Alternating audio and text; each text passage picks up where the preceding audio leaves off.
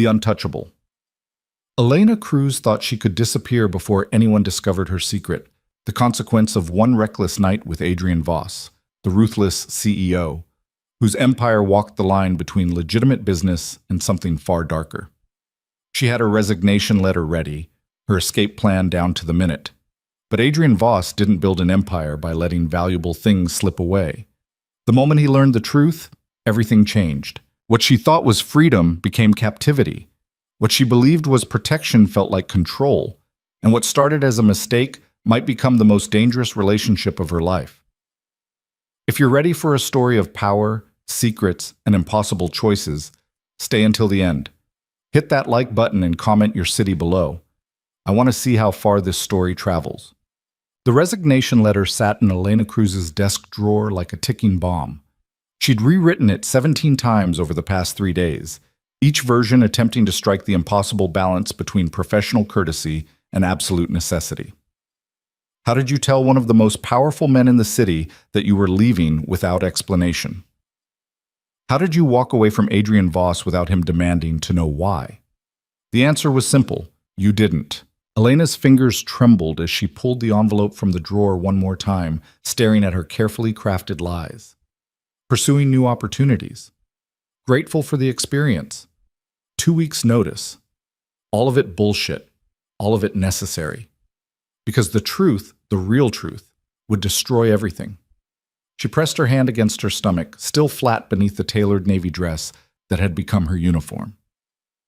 12 weeks. The doctor had confirmed it yesterday, though Elena had known for nearly a month.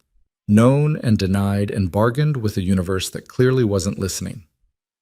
Ms. Cruz. The intercom on her desk crackled to life with Adrian's voice, cool and commanding even through the speaker. My office, now. Elena's heart stuttered. She'd been his executive secretary for 3 years, and she knew every inflection of that voice. This wasn't a request. This wasn't even a command. This was something else entirely. She slipped the resignation letter into her blazer pocket and stood, smoothing her dress with shaking hands. The floor-to-ceiling windows of the executive suite stretched across the 42nd floor of Mercer Holdings' headquarters, offering a view of the city that had once made her feel powerful. Now it just made her feel trapped. The distance between her desk and Adrian's office was exactly 43 steps. She'd counted them 1,000 times during her employment here, usually while preparing herself to face whatever crisis required her attention. But she'd never counted them like this, like a condemned woman walking toward her execution. His door was already open. Adrian Voss stood behind his desk, his back to her as he gazed out at the cityscape. Even in silhouette, he commanded attention. 6'3", broad-shouldered, with the kind of presence that made rooms go quiet when he entered. His dark suit was custom-tailored, perfectly fitted to a frame that spent more time in the private gym than anyone in the building realized. His black hair, shot through with silver at the temples despite being only 38, was combed back with the same precision that characterized everything about him. He'd been handsome the night they'd crossed every line. He was still handsome now. That was part of the problem. Close the door. Elena's stomach dropped. In 3 years, he'd never asked her to close the door. Their relationship was impeccably professional, conducted entirely in the open space of the executive suite where anyone could see, where there could be no suggestion of impropriety. Except, of course, for that one night 2.5 months ago, when everything had gone spectacularly, irreversibly wrong. She closed the door. The click of the latch sounded like a cell door locking. Sit down, Elena. He still hadn't turned around. She couldn't decide if that made this easier or harder. I prefer to stand, Mr. Voss. Now he turned, and the full force of those ice-blue eyes hit her like a physical blow. Adrian Voss had built an empire through a combination of brilliant business acumen and absolutely ruthless determination. Those eyes had stared down hostile board members, rival CEOs, and, according to the whispered rumors that swirled around him like smoke, men who operated in far darker worlds than corporate America. They were staring at her now with an intensity that made her knees weak. We both know you're not going to like what I'm about to say, Adrian said, his voice quiet but edged with steel. So I'd prefer you sitting down when I say it. Mr. Voss, I don't think you're pregnant. The words hung in the air between them like a grenade with the pin pulled. Elena's carefully constructed composure cracked. I don't know what you're talking about. Don't! The single word cracked like a whip. Adrian moved around the desk with the predatory grace that had always made her heart race for all the wrong reasons. Or maybe all the right ones. She'd never been sure. Don't insult both of us by lying. I've known you for 3 years, Elena. I know when you're hiding something. You're mistaken. Her voice was steady despite the panic clawing up her throat. I came in here to discuss the resignation letter in your pocket. He was close now. Too close. Invading the careful space she'd maintained between them since that night. Did you think I wouldn't notice? You've been distracted for weeks. Pale. Avoiding coffee. Leaving early for appointments you won't explain. Heat flooded her cheeks. She'd been so careful. So impossibly careful. I hired an investigator, Adrian continued, and Elena's world tilted sideways. Not to spy on you. To protect you. There have been threats against my executives. Standard security protocol. His jaw tightened. Imagine my surprise when the report included a visit to an obstetrician. The resignation letter felt like it was burning through her pocket. You had no right. I have every right. His voice dropped, became something dangerous and possessive that sent shivers down her spine. Especially when it's my child. Elena's breath caught. There it was. The truth, spoken aloud in Adrian Voss's office, where the walls were soundproofed and the world couldn't hear. It's not... She couldn't even finish the lie. March 7th, Adrian said quietly. The Nakamura merger celebration. You stayed late to help me prepare for the Tokyo presentation. We were alone in the office. We'd both had too much champagne, and we made a choice that apparently has consequences. Elena closed her eyes against the memory. It had been late, nearly midnight.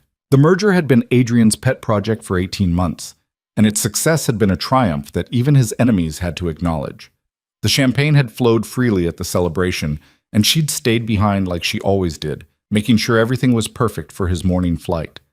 Except Adrian had been exhilarated, almost boyish in his victory, so unlike his usual controlled self. And she'd been tired of being invisible, tired of being professional, tired of pretending she didn't feel the electric charge between them every single day. One glass had led to another. One conversation had led to confessions neither of them should have made. One touch had led to a kiss that had led to Adrian clearing his desk with a sweep of his arm, and it was a mistake, Elena whispered, forcing her eyes open. We agreed it was a mistake. Well, we agreed it wouldn't happen again, Adrian corrected, his voice rough.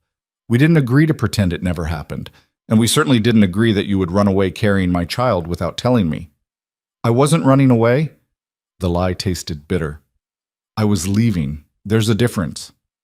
Not to me. He reached out, and she flinched.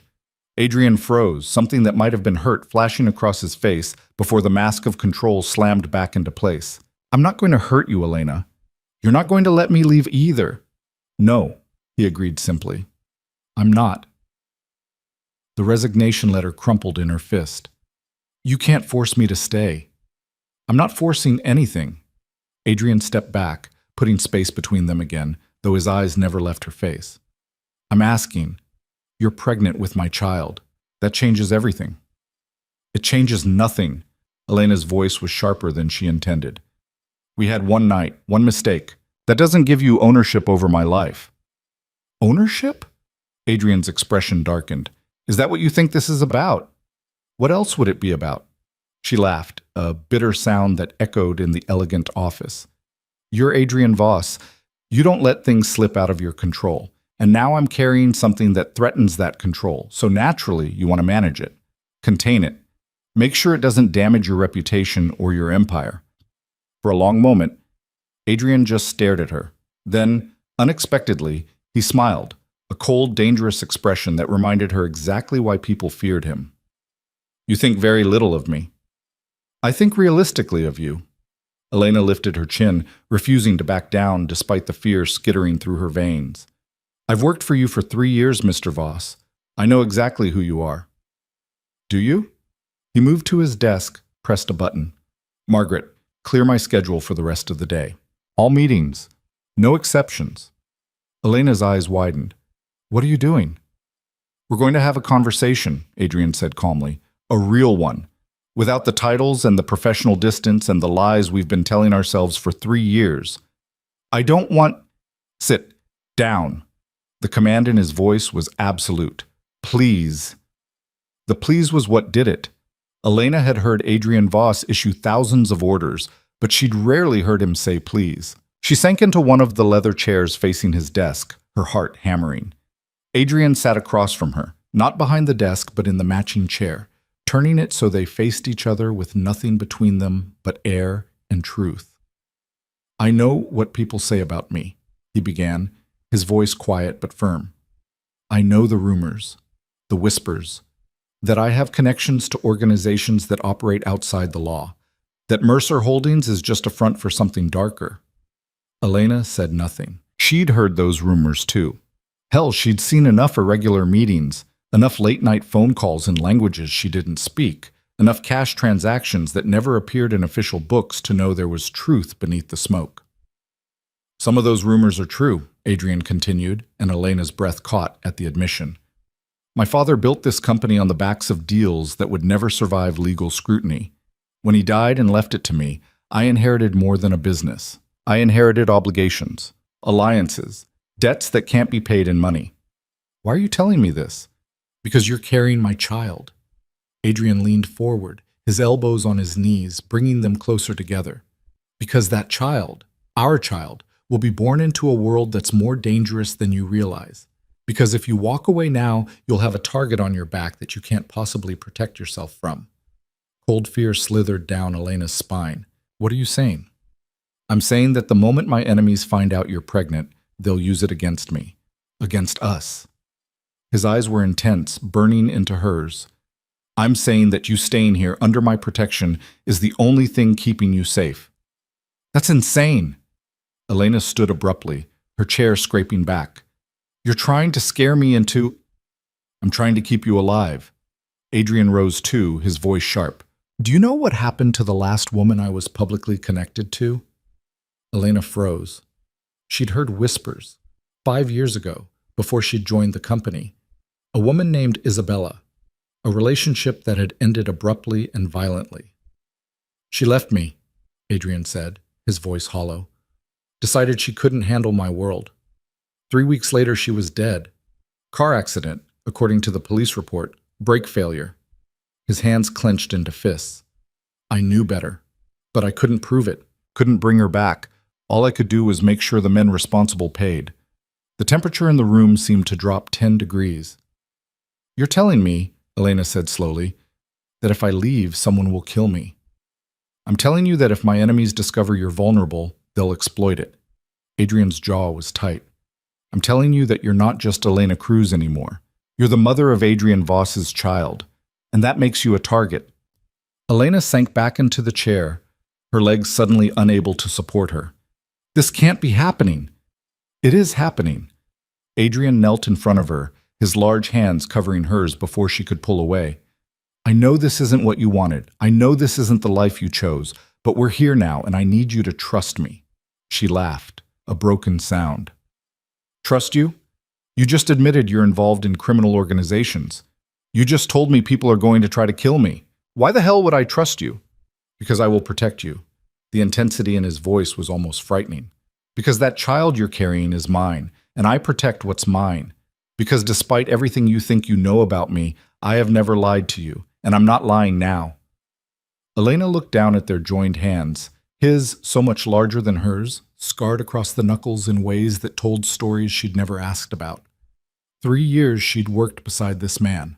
3 years of professional perfection, of careful distance, of pretending the electricity between them didn't exist. One night had shattered all of that. And now she was carrying the consequences.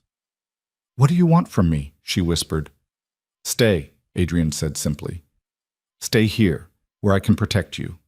Let me provide for you, for our child. Let me... He paused, seemed to struggle with the words. Let me be part of this. And if I refuse? His expression hardened. Then I'll have you moved to a secure location whether you like it or not. I won't risk your life, Elena, or our child's, even if you hate me for it. There it was. The truth beneath the request. This wasn't a choice. This was an ultimatum wrapped in concern. Elena pulled her hands from his and stood, needing distance. You can't keep me prisoner. I can keep you safe. Adrian rose, his height once again towering over her. There's a difference. Not from where I'm standing. They stared at each other across the space of the office. Two people who'd carefully maintained professional distance for 3 years now forced into an intimacy neither was prepared for. The intercom buzzed. Mr. Voss, I'm sorry to interrupt, but there's a situation. Adrian's expression never changed, but Elena saw the tension that rippled through his shoulders. What kind of situation? Dmitry Volkov is here. He says it's urgent. Elena watched the blood drain from Adrian's face. She'd never seen him react to a name with fear before. It was terrifying. Tell him I'll be right down. Adrian turned to Elena. Don't leave this office. Who's Dmitry Volkov? Someone you don't want to meet. Adrian strode to his desk, pulled open a drawer, and removed something that made Elena's stomach drop. A gun. He checked it with practiced efficiency, then slipped it into a shoulder holster hidden beneath his jacket. Stay here. Lock the door after I leave. Don't open it for anyone but me. Adrian, promise me. He was at the door, his hand on the knob, those blue eyes boring into hers with an intensity that stole her breath. Promise me you'll stay here. I promise. The words were out before she could stop them. He nodded once, then was gone. Elena locked the door with shaking hands, then sank into his desk chair, her mind reeling. Less than an hour ago, she'd been planning her escape. Now she was locked in Adrian Voss's office while he went to meet someone dangerous enough to make him carry a gun. She pressed her hand to her stomach again, to the tiny life growing inside her that had upended everything. What have I gotten us into? She whispered to the silence. The office didn't answer, but through the soundproofed walls she could have sworn she heard shouting. 20 minutes passed like 20 hours. Elena paced the office, her heels clicking against the hardwood floor with metronomic precision. She counted the steps, counted the windows, counted the beats of her racing heart, anything to avoid thinking about what was happening somewhere below her. Adrian had taken a gun to a meeting. What kind of business discussion required a weapon? The kind you don't walk away from, a dark voice whispered in her mind. She found herself standing at his desk, staring at the perfectly organized surface. Everything about Adrian Voss was controlled, measured, calculated. Even his office reflected it. Expensive but not ostentatious, powerful but not showy. The desk held only a laptop, a slim folder, and a photo frame turned toward his chair. Elena had never looked at that photo.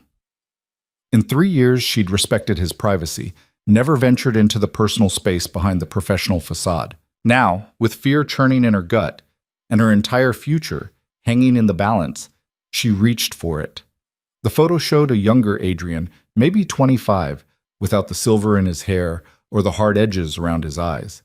He had his arm around a woman who looked like him, same dark hair, same sharp features. She was laughing at something off camera, and Adrian was smiling at her with unguarded affection. On the back, in faded ink, Adrian and Sophia, 2013. Elena's throat tightened. She'd never heard Adrian mention a Sophia, never seen any evidence of family in his carefully curated life. The door handle rattled, and Elena nearly dropped the frame. She shoved it back onto the desk, her heart in her throat. Elena, it's me. Open the door. Adrian's voice was rougher than usual, strained. She rushed to unlock it. He looked like he'd been in a fight. His jacket was missing, his shirt partially unbuttoned, and there was a cut on his cheekbone that was bleeding sluggishly. But it was his eyes that made Elena's breath catch, dark with a violence she'd never seen in them before. What happened? She reached for him instinctively, her fingers going to the cut. Adrian caught her wrist, not roughly, but firmly. Don't. You're hurt. I'm fine. He released her and moved past, going to a cabinet hidden in the wall paneling. Inside was a first aid kit and a bottle of expensive scotch. He grabbed both. We need to talk. No kidding. Elena watched him pour 2 fingers of scotch, down it in one swallow, then pour another. Adrian, what? Dmitry Volkov knows you're pregnant. The words hit like a slap. How? Because I have a traitor in my organization. Adrian's voice was cold, controlled fury barely leashed. Someone's been feeding information to the Volkov family. They know about you, they know about the baby, and they're planning to use it. Elena sank into a chair, her legs giving out. Use it how? Adrian finally looked at her, and the raw, protective anger in his eyes made her shiver. They want leverage, control over my territory. They've offered me a deal. Give them access to my shipping routes, my contacts, my infrastructure, or they'll make sure you and the baby disappear. The room spun. They threatened to kill us. They threatened to take you. Adrian's hands clenched on the glass. Which is worse. Elena didn't want to think about what that meant. So what did you tell them? I told them to go to hell. He set the glass down with controlled precision. And then I made it very clear what would happen to anyone who touched you. The cut on your face. Dmitri wasn't happy with my answer. A ghost of a smile crossed Adrian's lips, cold and dangerous. But he's still breathing, which is more than I can say for the last man who threatened what's mine. Elena should have been terrified, should have been running for the door. Instead, she found herself asking, what happens now? Now we go public. Adrian pulled out his phone. I'm calling a press conference for tomorrow morning. We're going to announce the pregnancy, announce our relationship, and make it clear that you're under my protection. Our relationship? Elena's voice pitched higher. We don't have a relationship. We have a one-night stand and a complication. We have a child on the way. Adrian's voice was flat, brooking no argument. That's relationship enough. And once the world knows, the Volkovs can't touch you without starting a war. You're using me as a shield. I'm using the truth as a shield. He moved closer, and Elena forced herself not to back away. Elena, I know this isn't what you wanted. I know you plan to leave, to raise this child alone, to pretend that night never happened. But that option is gone now. The only way to keep you safe is to make you too visible to harm. She wanted to argue, wanted to scream into the unfairness of it all. But the cold logic of his words was undeniable. I hate this, she whispered. I know.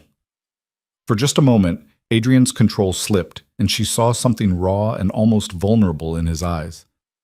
I know this isn't the life you chose, but it's the life we have now, and I swear to you I will keep you safe, both of you. Elena looked down at her hands, at the resignation letter she'd forgotten was still crumpled in her pocket. All her plans, all her carefully constructed escape routes, rendered meaningless in the span of an hour. I need guarantees, she said finally, looking up at him. If I'm going to do this, if I'm going to let you turn my life upside down and parade me in front of the media, I need something from you. Adrian's expression sharpened. Name it. First, my own space. I'm not moving into some safe house where you can monitor my every move. I need my apartment, my life, my independence. Done. With security. Second, my career. I worked damn hard to get where I am. I'm not going to be reduced to Adrian Voss's pregnant girlfriend in the press. I want a real position with real responsibilities. You'll be promoted to VP of Strategic Operations. Adrian's response was immediate. You've earned it. The pregnancy has nothing to do with your qualifications. Elena blinked, surprised. VP? You're the most competent person in this building, Elena. The only reason you weren't promoted before is because I was too selfish to risk losing the best assistant I've ever had. A wry smile crossed his face. That particular concern is no longer relevant. Despite everything, Elena felt a flicker of warmth. Third, and this is non-negotiable, you tell me the truth. No more secrets. No more protecting me from the dangerous parts of your world. If I'm in this, I'm in it fully. I deserve to know what I'm up against. Adrian studied her for a long moment, something like respect dawning in his eyes. You're tougher than I gave you credit for. You have no idea what I'm capable of, Mr. Voss. Adrian, he corrected softly. If we're going to sell this relationship to the world, you should probably stop calling me Mr. Voss. Elena's breath caught. The intimacy of his name on her lips felt dangerous in ways that had nothing to do with Russian mobsters, and everything to do with the man standing before her. Adrian, she said, testing it. The word felt like crossing a line she couldn't uncross. What's going to happen at this press conference? I'm going to tell the truth. He moved to the window, looking out at the city lights beginning to glow in the dusk. That you and I have been in a relationship for the past 3 months. That you're pregnant. That we're committed to raising this child together. And that anyone who has a problem with that can take it up with me personally. That's not the truth. We're not in a relationship. We will be after tomorrow. Adrian turned back to her, and the certainty in his voice was absolute. Because the alternative is you being vulnerable, and I won't allow that. You can't just decide, I can and I have. He crossed back to her, and this time when he reached for her hand, she didn't pull away. I know you don't trust me. I know you think this is about control. But I need you to understand something, Elena. That child you're carrying, it's the only good thing I've created in a very long time. And I will burn this entire city down before I let anyone harm it. Or you. The intensity of his words should have terrified her. Instead, Elena felt something shift inside her chest, some wall she'd carefully built beginning to crack. I'm scared, she admitted, the words barely a whisper. Good. Adrian's thumb stroked across her knuckles, a gesture so gentle it seemed at odds with everything else about him. Fear will keep you alert. But know this, you're not alone in this anymore. Whatever happens, we face it together. Elena looked up at him, at this man who was equal parts protector and threat, salvation and cage. What if I can't do this? What if I can't be what you need me to be? You already are. His free hand came up to cup her cheek, and Elena's breath stuttered at the unexpected tenderness. You're strong enough to try to leave me, brave enough to carry a child you didn't plan for, smart enough to negotiate terms when most people would just accept my protection. You're exactly what I need you to be, Elena. You just don't know it yet. She should pull away, should maintain the distance that had kept them safe for 3 years. But the warmth of his hand on her face, the absolute certainty in his voice, the way he looked at her like she was something precious and breakable, it all combined to keep her frozen in place. The press conference is at 9 a.m., Adrian said softly. My PR team will prep you tonight. They'll ask questions about how we met, how long we've been together, whether marriage is in the future. Is it? The question escaped before Elena could stop it. Marriage? Adrian's expression became unreadable. Do you want it to be? I don't know what I want anymore. Elena pulled back, needing the distance to think clearly. 24 hours ago, I wanted to disappear. Now I'm going to be standing in front of cameras claiming to be in love with you. You don't have to claim love. Adrian's voice was carefully neutral. Respect is enough. Partnership. We can build on that. Can we? Elena laughed bitterly. How do you build a relationship on a foundation of threats and ultimatums? The same way you build anything worthwhile. Adrian moved back to the scotch, poured another glass. One choice at a time. One day at a time. One moment of trust at a time. I don't trust you. Then trust this. He raised the glass in a mock toast. I will keep you safe. I will provide for our child. And I will never ever lie to you about the dangers we face. That's more than most relationships start with. Elena wanted to argue, wanted to point out all the ways this was wrong, impossible, doomed to failure. But the exhaustion was catching up to her, the weight of the day's revelations pressing down until she could barely breathe.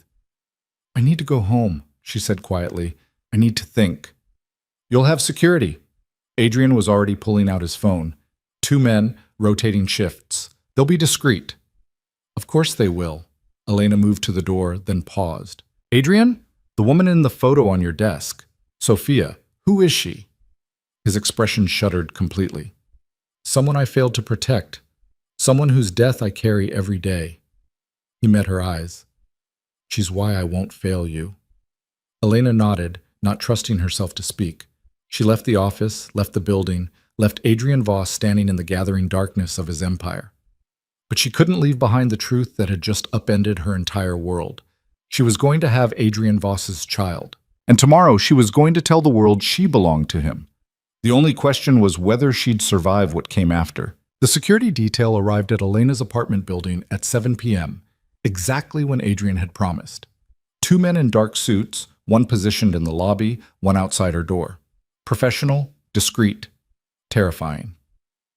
Elena sat on her couch, staring at the untouched takeout container on her coffee table, and tried to process the fact that her life now required armed guards. Her phone buzzed. A message from an unknown number. PR team will arrive at 8. They'll need 2 hours. Get some rest before then. She should have been annoyed at his presumption, at the way he'd simply taken over her evening. Instead, she felt a strange flutter of something that might have been gratitude. At least someone was handling the logistics while her brain struggled to catch up with reality. Another message appeared. And Elena? Thank you. For staying. For trusting me enough to try. Her fingers hovered over the keyboard. What was she supposed to say to that?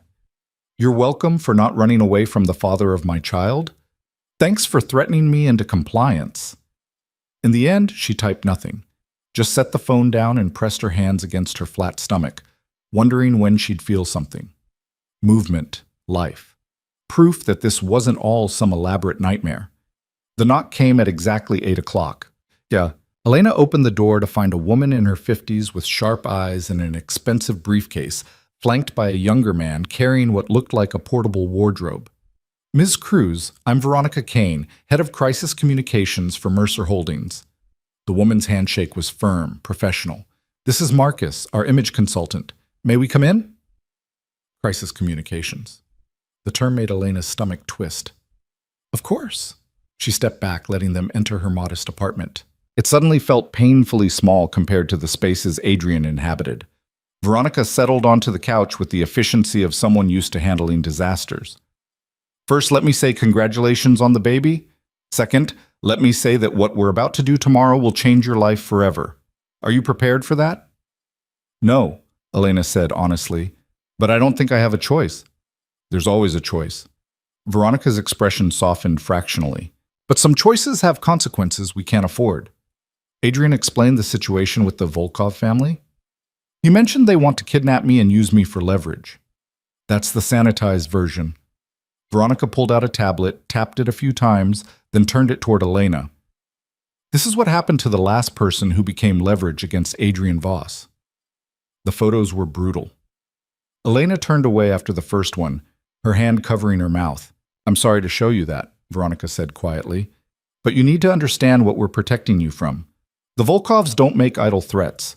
If they get their hands on you, the best-case scenario is that Adrian gives them what they want and they return you alive. The worst case? She trailed off meaningfully. Elena forced herself to breathe through the nausea. What's the plan for tomorrow? We present you as Adrian's partner, strong, confident, choosing this relationship. The media will ask invasive questions. When did you meet? How long have you been together? Whether this baby was planned. We need your answers to be consistent with Adrian's. Marcus spoke for the first time, his voice surprisingly gentle. We also need to address your appearance.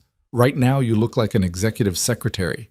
Tomorrow, you need to look like the woman who could capture Adrian Voss's heart. Elena bristled. What's wrong with how I look?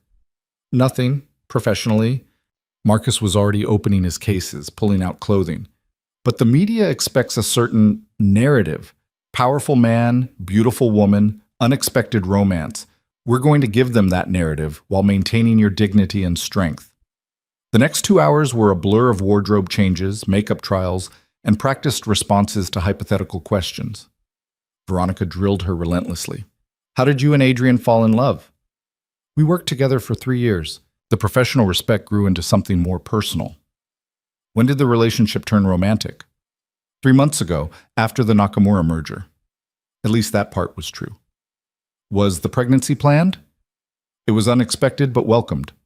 The lie tasted bitter, but Veronica nodded approval. Will you be getting married? We're focused on preparing for the baby right now. Marriage is a conversation for later. By 10 o'clock, Elena's head was pounding, and her feet ached from standing in the 4-inch heels Marcus insisted she needed. But when she looked in the mirror, she barely recognized herself. The woman staring back wore a cream-colored dress that somehow managed to be both modest and devastating, fitted enough to show her figure but loose enough to hide the barely there bump. Her dark hair was styled in soft waves instead of her usual severe bun. The makeup was subtle but transformative, emphasizing her eyes and making her look polished, powerful, untouchable. Perfect, Marcus murmured. You look like you belong at his side. I look like someone pretending to belong at his side, Elena corrected. Veronica stood, gathering her materials. Then pretend convincingly. Your life may depend on it. She paused at the door. Elena? Adrian Voss is many things, some of them frightening, some of them brilliant, most of them complicated. But he protects what's his with a ferocity that's almost legendary. You could do worse than having that protection. After they left, Elena stood in her transformed apartment, clothing racks everywhere, makeup covering her bathroom counter, her quiet life invaded and reorganized, and wondered who she was becoming. Her phone buzzed again. Veronica says you did well. I knew you would. Car will pick you up at 8:30 tomorrow. Try to sleep. Elena typed back before she could think better of it. Are you sleeping? The response came immediately. No, too much to prepare. Too many people to remind that touching you would be the last mistake they ever make. Despite everything, Elena felt her lips curve into a smile. Violent threats aren't romantic, Adrian. They are when they're sincere. Sleep, Elena. Tomorrow we change everything. She did sleep eventually, though her dreams were filled with cameras and questions and ice blue eyes that promised both salvation and destruction. The car that arrived at 8:30 was a black town car with tinted windows and a driver who introduced himself simply as Davis. The same security detail from last night climbed into a second vehicle that followed them through morning traffic. Elena's hands wouldn't stop shaking. They pulled up to Mercer Holdings at 8:55. A crowd had already gathered. Journalists, cameras, curious onlookers drawn by the mysterious press conference announcement that had gone out late last night. Ms. Cruz, Davis appeared at her door. Mr. Voss is waiting inside. Are you ready? No, she would never be ready. But she nodded anyway. The lobby of Mercer Holdings had been transformed into a media staging area. Cameras lined the back wall, reporters filled rows of chairs, and at the front stood a podium with the company logo.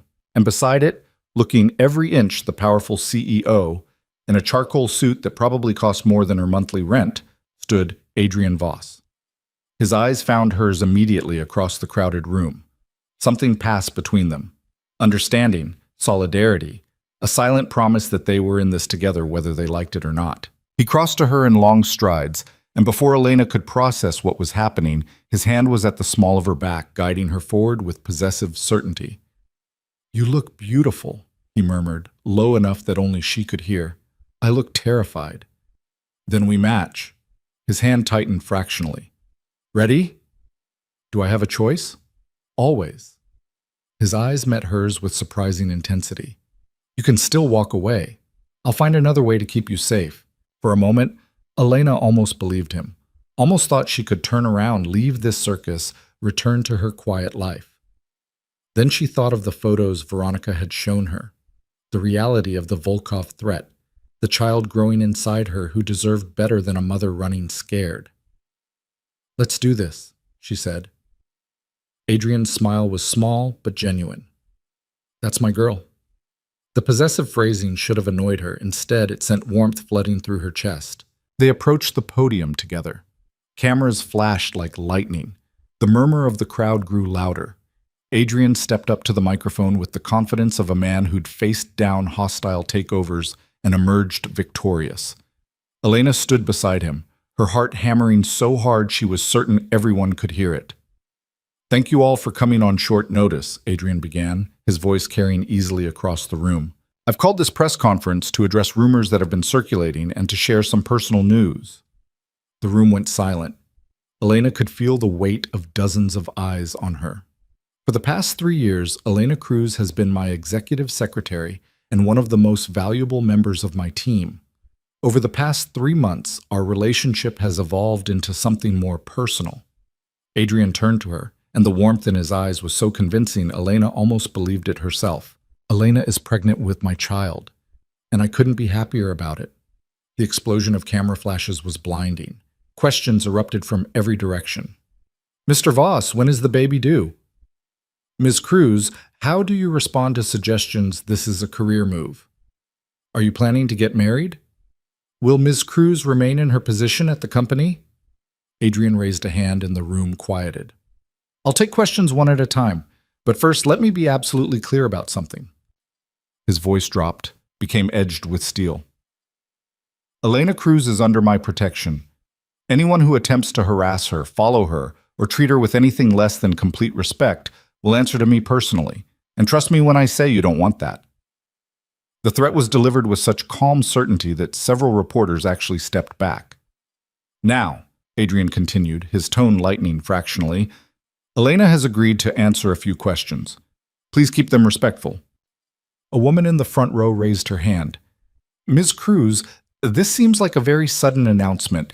How long have you been in a relationship with Mr. Voss?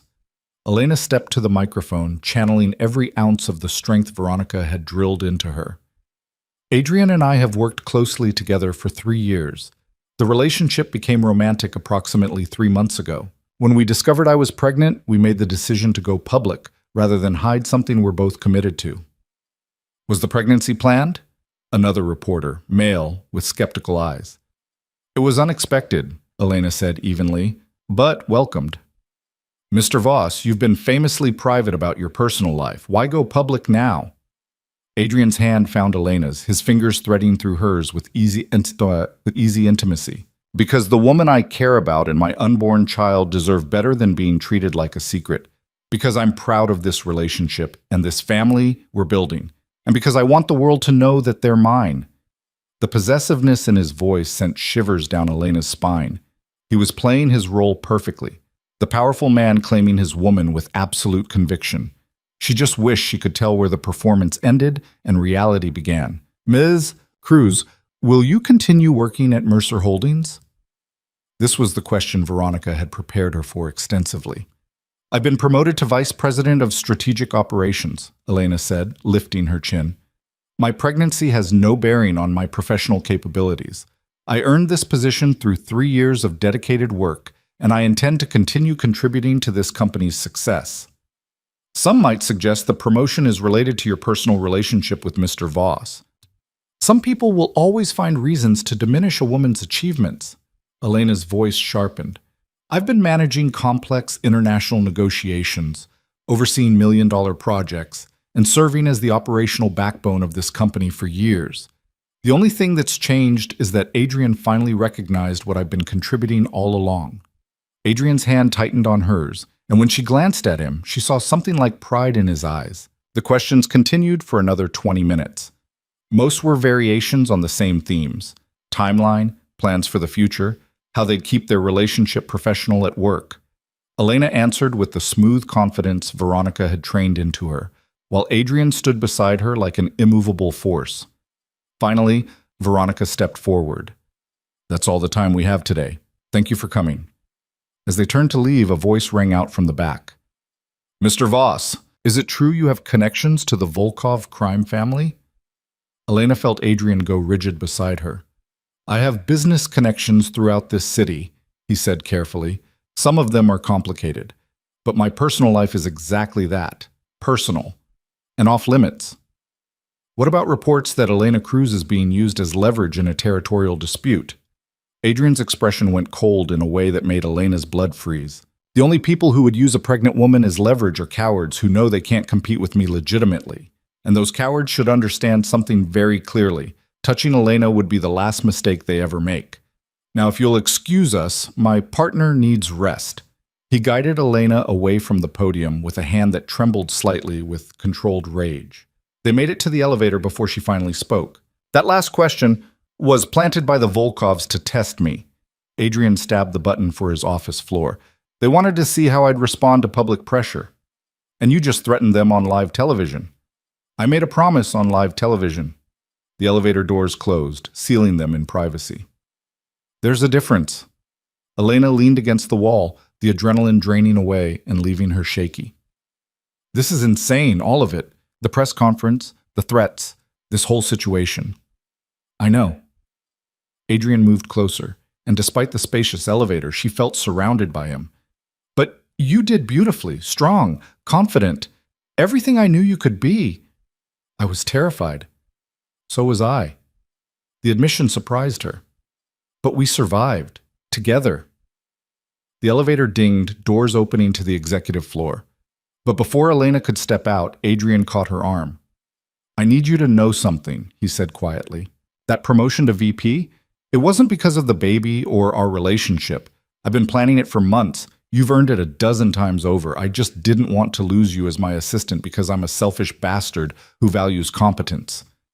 Elena searched his face, looking for the lie, found only sincerity. You mean that? Every word. His hand slid down her arm, gentle. You're brilliant, Elena. Don't let anyone, including me, make you doubt that. Before she could respond, Veronica appeared from Adrian's office. The press conference is already trending. Mostly positive coverage, though there are some conspiracy theories about the timing. There always are. Adrian released Elena, the professional mask sliding back into place. What's the security situation? 2 attempts to follow Ms. Cruz's car. Both were intercepted by our team. Veronica's expression was grim. The Volkovs are moving faster than we anticipated. Elena's heart skipped. Intercepted how? Our people made it clear that following you was a health hazard. Adrian's voice was flat. They won't try again. You had people hurt because they followed a car. I had people discouraged from stalking the mother of my child. Adrian met her eyes steadily.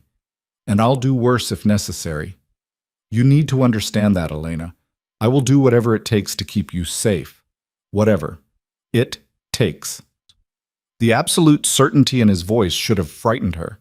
Instead, she felt a complicated knot of emotions. Fear, yes, but also something warmer, something that felt dangerously like security. I need to get to work, she said, needing space to process. I assume my new office is ready? Top floor, corner view, full security system. Adrian gestured toward the elevator.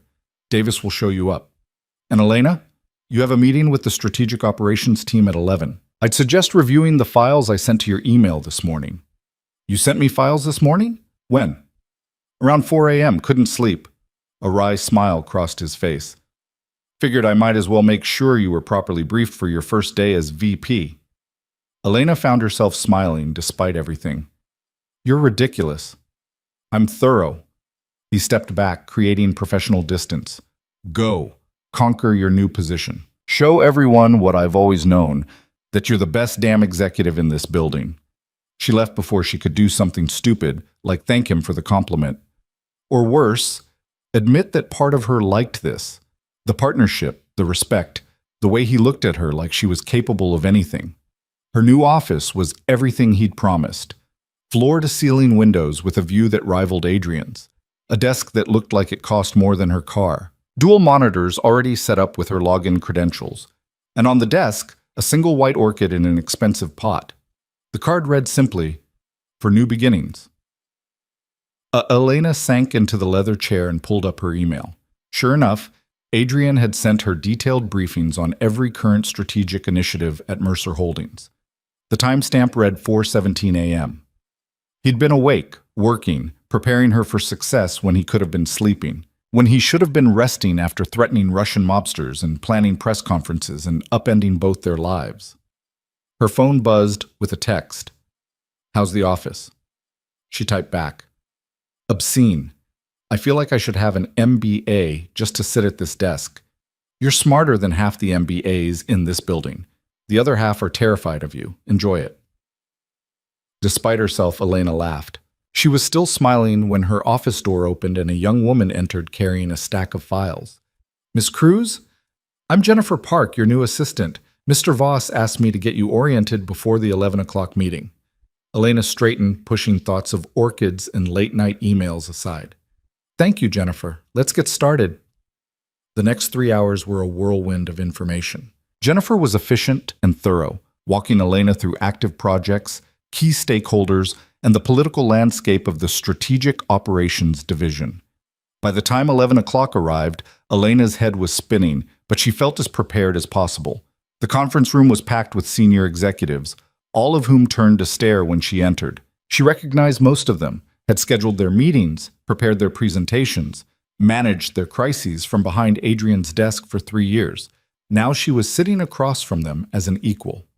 Ms. Cruz, Robert Chen, the current head of strategic operations, stood to shake her hand. His grip was firm, his expression carefully neutral. Congratulations on the promotion. Thank you, Robert. Elena settled into her chair with more confidence than she felt. I'm looking forward to working with this team. I'm sure you are. The comment came from Marcus Reeves, VP of International Development, his tone just barely polite. Though some of us are curious about the timing of this promotion, given recent announcements. The room went silent. Elena met his eyes steadily. Are you suggesting I didn't earn this position, Marcus? I'm suggesting the optics are questionable. The optics are that Adrian Voss finally recognized what I've been contributing to this company for years. Elena's voice was calm but edged with steel. I've negotiated 3 major international contracts in the past 18 months. I've saved this company millions through operational efficiencies. I've managed crises that would have destroyed lesser organizations. My pregnancy has nothing to do with my qualifications. But if you'd like to challenge those qualifications, we can schedule a one-on-one meeting to review my performance record in detail. Marcus's jaw tightened, but he said nothing. Good. Elena pulled out her tablet. Now, I've reviewed the current strategic initiatives, and I have concerns about the Baxter acquisition timeline. Robert, can you walk me through the latest projections? For the next hour, Elena proved exactly why Adrian had promoted her. She asked incisive questions, identified risks others had missed, and proposed solutions that made even Marcus grudgingly nod in approval. By the time the meeting ended, she'd earned the respect of most of the room. She could see it in their eyes, surprise giving way to recognition that she belonged here. Robert lingered after the others left. That was impressive. And for what it's worth, I've worked with you long enough to know you earned this promotion, pregnancy or not. Welcome to the team. Thank you. Elena felt some of the tension drain from her shoulders. I appreciate that. Though I should warn you, the rumor mill is vicious. People are going to question everything you do for a while. Let them. Elena stood, gathering her materials. I've spent 3 years being invisible. I can handle being scrutinized. Robert smiled. Something tells me you're going to be just fine, Miss Cruz. After he left, Elena allowed herself a moment to simply breathe. She'd survived the press conference, survived her first meeting as VP, survived the first day of this new, complicated life. Her phone buzzed. Heard the meeting went well, told you they'd be terrified of you. Dinner tonight? We should discuss security protocols for your new position. And you need to eat. Elena stared at the message. Dinner felt dangerously close to a date. But he was right, she did need to understand the security implications of her new role. And she was hungry. Where? My place. More private. Car will pick you up at 7. She should say no. Should maintain boundaries. Should remember this was all just protective theater for dangerous people. But the truth was, she didn't want to say no. Somewhere between the press conference and the promotion, between his hand in hers and the orchid on her desk, something had shifted. She wasn't sure she liked it, but she couldn't deny it either. Fine. But I'm not dressing up. Come as you are. You're beautiful regardless. The compliment made her cheeks flush. She set the phone down and tried to focus on work, but her mind kept drifting to ice blue eyes and dangerous promises. At 7 o'clock exactly, Davis appeared at her office door. Miss Cruz, Mr. Voss is expecting you. Elena gathered her things, ignoring the knowing looks from the few remaining employees in the building. Let them speculate. Let them gossip. She was past caring. The drive took them to a part of the city she'd never visited, an exclusive neighborhood where old money lived behind gates and walls. Adrian's building was modern glass and steel, towering over its neighbors, with security that would make a fortress jealous. Mr. Voss owns the penthouse, Davis explained as they rode the elevator up. Top 3 floors. The security system is state-of-the-art. You'll have a key code and biometric access by tomorrow. Why would I need access to Adrian's apartment? Davis's expression remained carefully neutral. Mr. Voss is thorough about contingency planning, ma'am. The elevator opened directly into Adrian's penthouse, and Elena's breath caught. The space was stunning, floor-to-ceiling windows offering a panoramic view of the city, modern furniture that managed to be both elegant and comfortable, and an open floor plan that somehow felt warm despite its size. But what surprised her most was how lived-in it felt. Books on the coffee table, a suit jacket draped over a chair, photos on the mantel that showed glimpses of a life she'd never imagined. You're staring. Adrian emerged from what looked like the kitchen, carrying 2 wine glasses. He'd changed from his suit into dark slacks and a white shirt with the sleeves rolled up. It should have made him look casual. Instead, he looked dangerously attractive. "Your home is beautiful," Elena said, meaning it. "It's a residence." Adrian handed her one of the glasses. Sparkling water, she noticed, not wine. "Home is something different." "What's the difference?" "Home is where you feel safe enough to be yourself." He gestured toward the dining area where a table had been set for two. "I'm not sure I've ever really had that." The admission was so unexpected, so vulnerable, that Elena didn't know how to respond. She followed him to the table, noting that he'd apparently cooked, or at least arranged for someone to cook.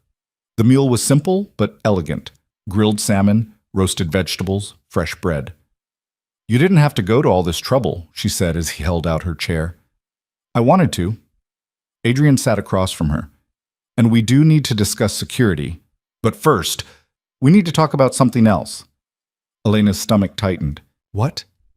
"The fact that we're about to spend the next 6 months working together, living a public relationship and preparing for a child. And we barely know each other outside of work."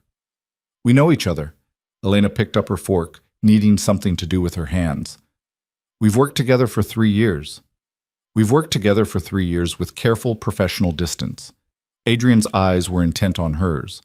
"But that distance is gone now. And if we're going to make this work, if we're going to convince the world and keep you safe, we need to actually know each other." "What do you want to know?" "Everything." The word was simple but weighted with meaning. Where you grew up, what you dream about, why you took a job as an executive secretary when you're clearly capable of running the entire company. Elena set down her fork.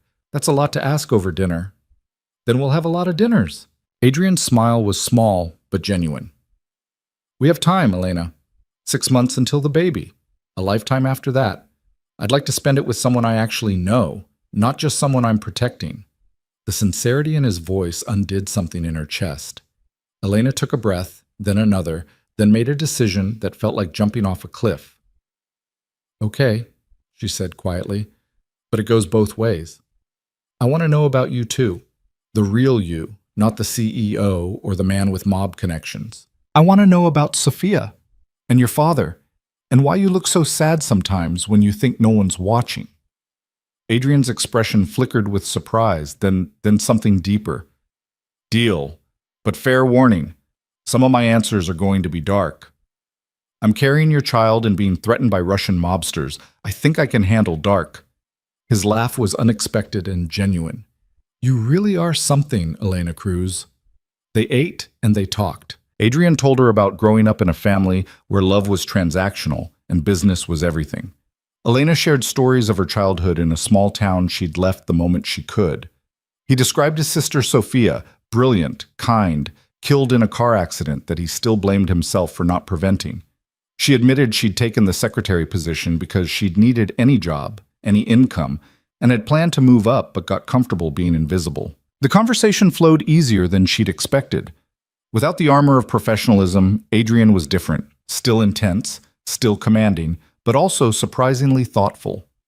He listened when she spoke, asked questions that showed genuine interest, and occasionally smiled in a way that transformed his entire face.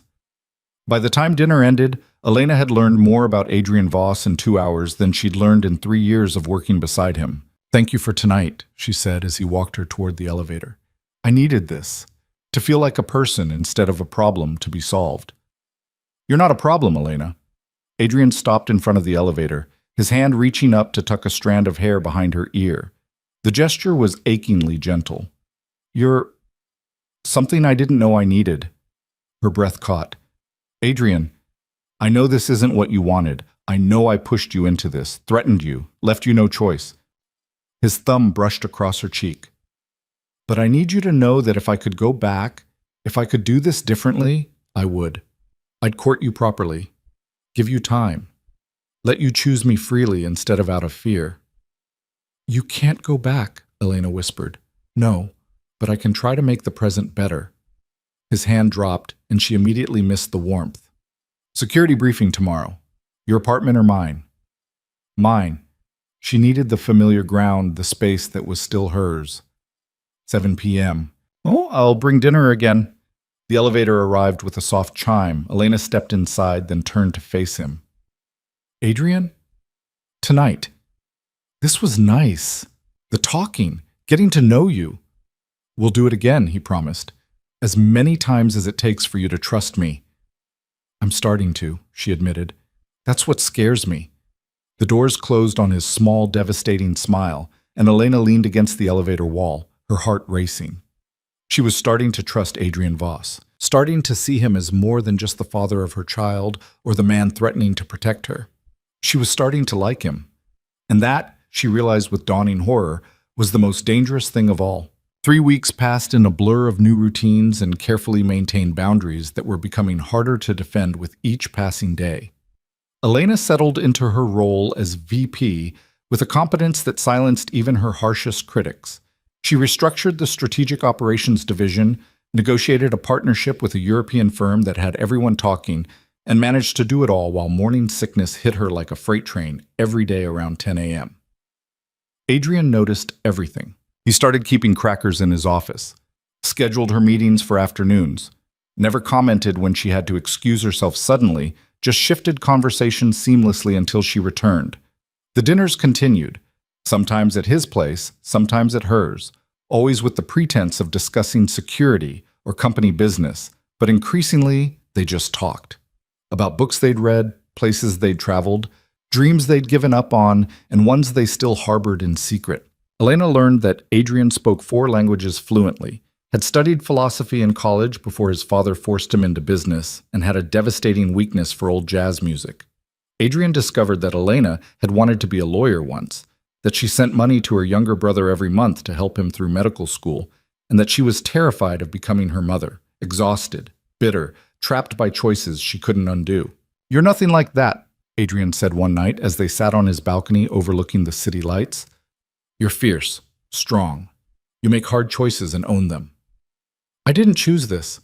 Elena gestured vaguely at her stomach, which was finally starting to show a small curve beneath her clothes. "No," Adrian agreed quietly, "but you chose to stay, to fight, to build something from a situation neither of us wanted. That takes more strength than walking away would have." She'd gone home that night confused and conflicted, her carefully constructed walls crumbling a little more with every conversation. The media attention was relentless but manageable. Photos of them leaving the office together, speculation about wedding dates, think pieces about power dynamics and workplace relationships. Veronica handled it all with ruthless efficiency, feeding the press just enough information to satisfy their appetite without giving away anything real. The security remained constant.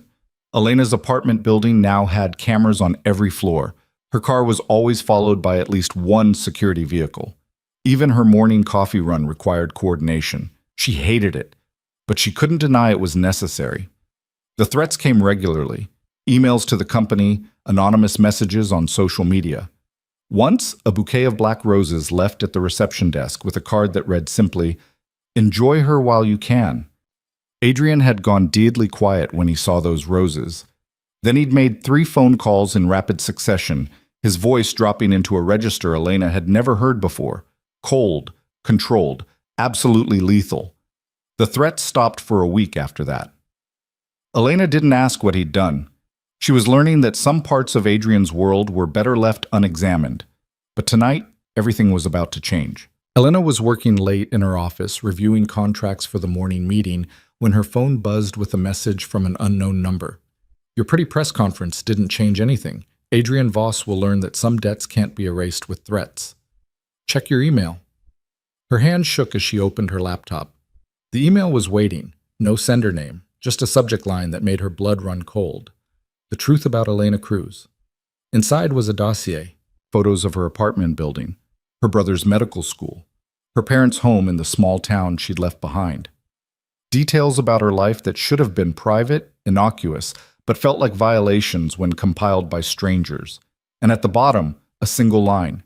"We know everything, and soon everyone else will too." Elena was reaching for her phone to call Adrian when her office door burst open. He stood in the doorway, his expression darker than she'd ever seen it, his phone clutched in his hand. "Did you get it?" "The email? Yes, just now. They're going to leak it." Adrian crossed the room in 3 strides. "Everything. Your background, your family, details they have no right to know. They're going to try to destroy your reputation to get to me." Elena's stomach dropped. What kind of details? Adrian's jaw tightened. Does it matter? They'll twist anything into ammunition. Your brother's student loans could become you marrying me for money. Your parents' financial struggles could become gold digging. They'll make you look calculating, manipulative, like you trapped me deliberately. But none of that is true. Truth doesn't matter to people like this. Adrian's hands clenched and unclenched at his sides. They're going to paint you as a villain, and there's nothing I can do to stop it. For the first time since this nightmare began, Elena saw something in Adrian's eyes that looked like helplessness. It was more terrifying than his anger. When? She asked quietly. Tomorrow morning. Major outlets. They've already sent preview copies to journalists. He pulled out his phone, showed her the email chain Veronica had forwarded. We have maybe 12 hours before your life becomes a media circus. Elena sank into her chair, her hand instinctively going to her stomach. The baby, their baby, was barely the size of a lemon, but already its existence was tearing her world apart. What do? We fight back. Adrian knelt in front of her, his hands covering hers on her stomach. The gesture was unconscious, protective, devastatingly intimate. Veronica is already preparing a counter-narrative. We'll get ahead of the story, control the message. Adrian, stop. Elena pulled her hands away, needing to think clearly. This isn't about messaging. This is about them threatening my family, my brother, my parents. I know. His voice was rough. I've already sent security teams to all of them. Your brother's apartment, your parents' house, they'll be protected. You can't just assign bodyguards to my family without asking. I can, and I did. Adrian stood, began pacing her office like a caged animal. Because the alternative is leaving them vulnerable to people who will use them to hurt you, to hurt our child. And I won't allow that. Elena watched him move, this powerful man barely containing his fury, and felt something shift inside her chest. He wasn't trying to control her. He was trying to protect everyone she loved because hurting them would hurt her. Thank you, she said quietly. Adrian stopped pacing, turned to stare at her. What? For protecting my family, for caring about the people I care about. She stood, crossed to him. I know this isn't what you signed up for either, but you're trying, really trying. And I appreciate that. Something flickered in his eyes, surprise, maybe, or hope. Elena. Her phone rang, shattering the moment. She glanced at the screen and felt her blood turn to ice. It's my mother. Answer it. Adrian stepped back, giving her space. I'll give you privacy. No, stay. Elena didn't want to examine why she needed him there, just accepted that she did. She answered the call. Mom? Elena Marie Cruz, what the hell is going on? Her mother's voice was sharp with panic. There are men outside our house. Big men in suits who say they're here to protect us. And your father just got a call from some reporter asking about your relationship with Adrian Voss. What have you gotten yourself into? Elena closed her eyes against the familiar disappointment in her mother's tone. Mom, I'm sorry. I should have called you myself. I'm pregnant. The father is my boss, Adrian Voss. And there are some people who want to use that against him, which means you and Dad might be in danger. In danger? Her mother's voice pitched higher. Elena, what are you talking about? What kind of man did you get involved with? A complicated one. Elena opened her eyes, found Adrian watching her with an expression she couldn't read. But he's a good man, Mom. And he's protecting our family. Our family? You barely talk to us anymore. You send money like that makes up for abandoning. I didn't abandon anyone. The old argument rose up, familiar and bitter. I left a town with no opportunities to build a life. That's not abandonment. That's survival. And now you're pregnant by some rich man with enemies dangerous enough to need bodyguards. Is this the life you wanted, Elena? Is this better? The question hit harder than her mother probably intended. Was this better? A high-powered job, a complicated relationship, a child on the way, and threats from Russian mobsters. She looked at Adrian, who was deliberately not listening but couldn't help hearing in the small office. At this man who brought her crackers during morning sickness and sent security teams to protect her family and looked at her sometimes like she was the most important thing in his world. Yes, Elena said quietly. It's better. Because I chose it, Even the parts I didn't plan for, I'm choosing now. That's more than you ever had, Mom. Silence on the other end. Then, softer, "Is he good to you? This Adrian?" Elena's throat tightened. "He's trying to be. We're both trying." "Then I suppose that's all anyone can ask for." Her mother sighed. "Keep the security.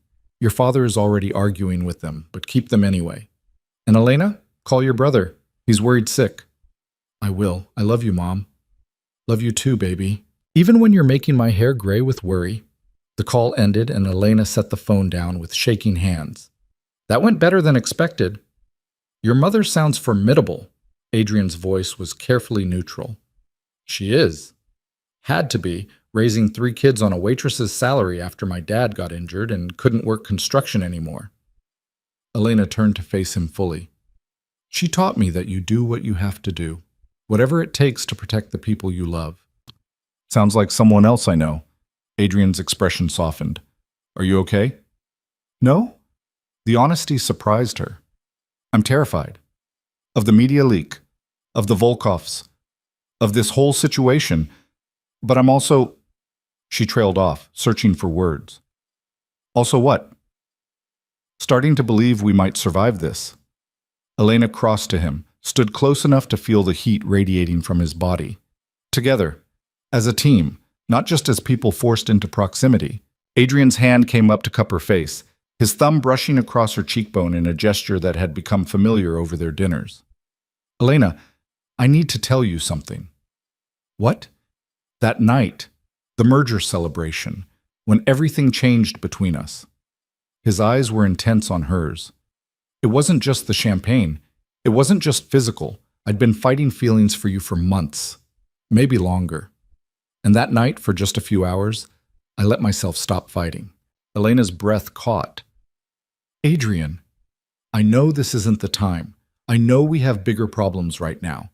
But if we're facing down a media storm tomorrow, if the whole world is going to dissect our relationship, I needed you to know the truth." His voice dropped, became almost vulnerable. "This might have started as a mistake, but it's not one I regret. Not anymore." Elena's heart was racing so fast she thought it might burst. "You're saying you have feelings for me. I'm saying I've had feelings for you for a long time. I just didn't know how to handle them until circumstances forced my hand." A wry smile crossed his face. "Not my finest moment of emotional intelligence." Despite everything, the threats, the fear, the impossible situation, Elena laughed. "That might be the understatement of the century." "Probably." Adrian's other hand found her waist, pulling her incrementally closer. "But we're here now, and I'm asking you, before the storm hits tomorrow, to tell me the truth. Is there any chance you could feel the same way? Eventually? Or am I deluding myself?" Elena looked up at this man who'd upended her entire life, who'd threatened and protected and infuriated her in equal measure, who brought her dinner and learned her coffee order and looked at her like she was precious, who was offering her a future she'd never imagined but was starting to want desperately. "I don't know what I feel," she said honestly, "except that when I'm with you, I feel less afraid. And when you look at me like you are right now, I feel like maybe this whole mess might actually turn into something good." "That's enough." Adrian's smile was small, but genuine. "That's more than enough to work with." He was leaning down, and Elena was rising up to meet him when her office door flew open again. Veronica stood in the doorway, her expression grim. "We have a problem. A bigger one." Adrian's arms tightened protectively around Elena before he released her and turned to face his crisis manager. "What now?" "The leak isn't tomorrow. It's happening now. Someone jumped the timeline." Veronica held up her tablet. "It's already trending on social media, and it's worse than we thought." Elena moved to see the screen, and her stomach dropped. The headline read, "Gold Digger or Victim? The Truth About Adrian Voss's Pregnant Secretary."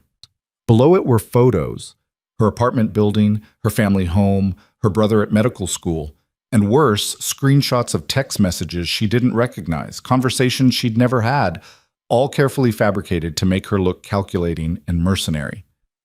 "This is fake," Elena breathed. "I never sent these messages." "Doesn't matter." Veronica's voice was tight.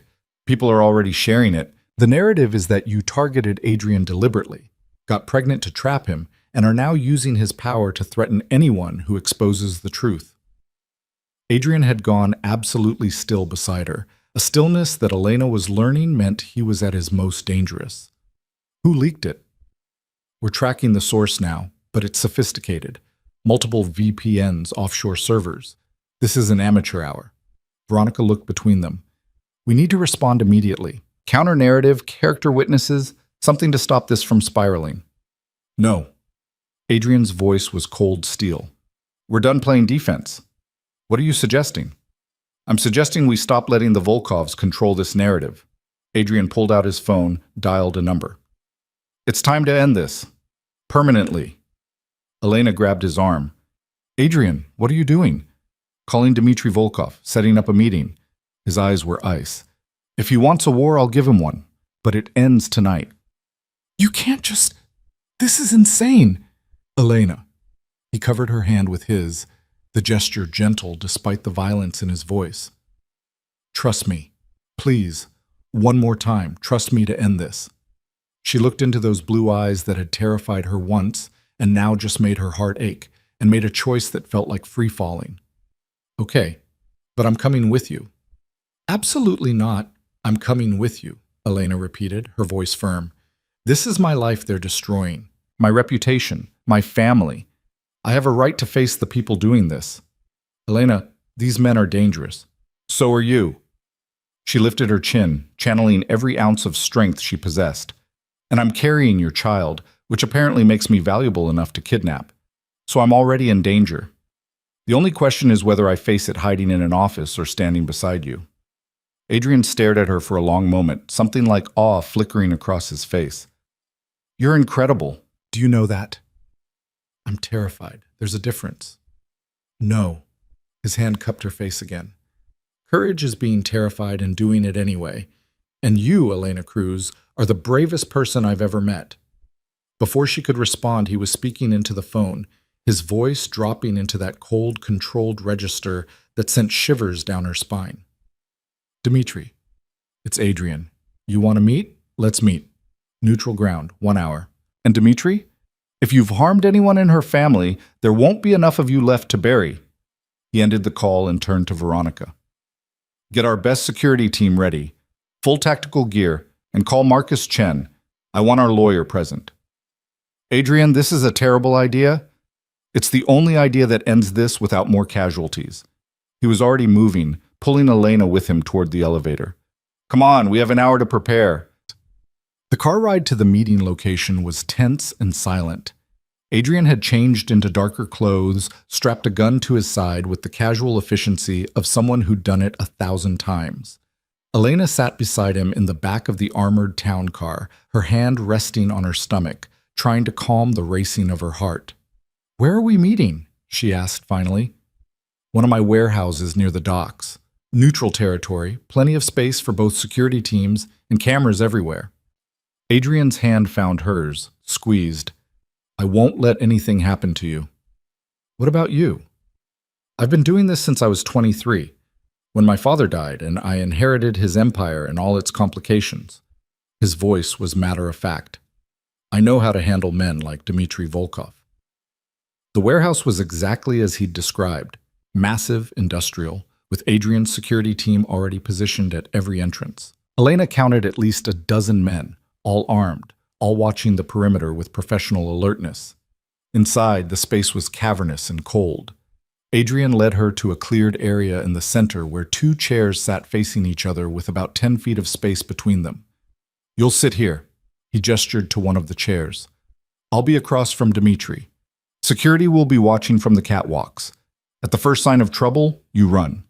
Davis will be right behind you, and he'll get you out. Adrian, promise me.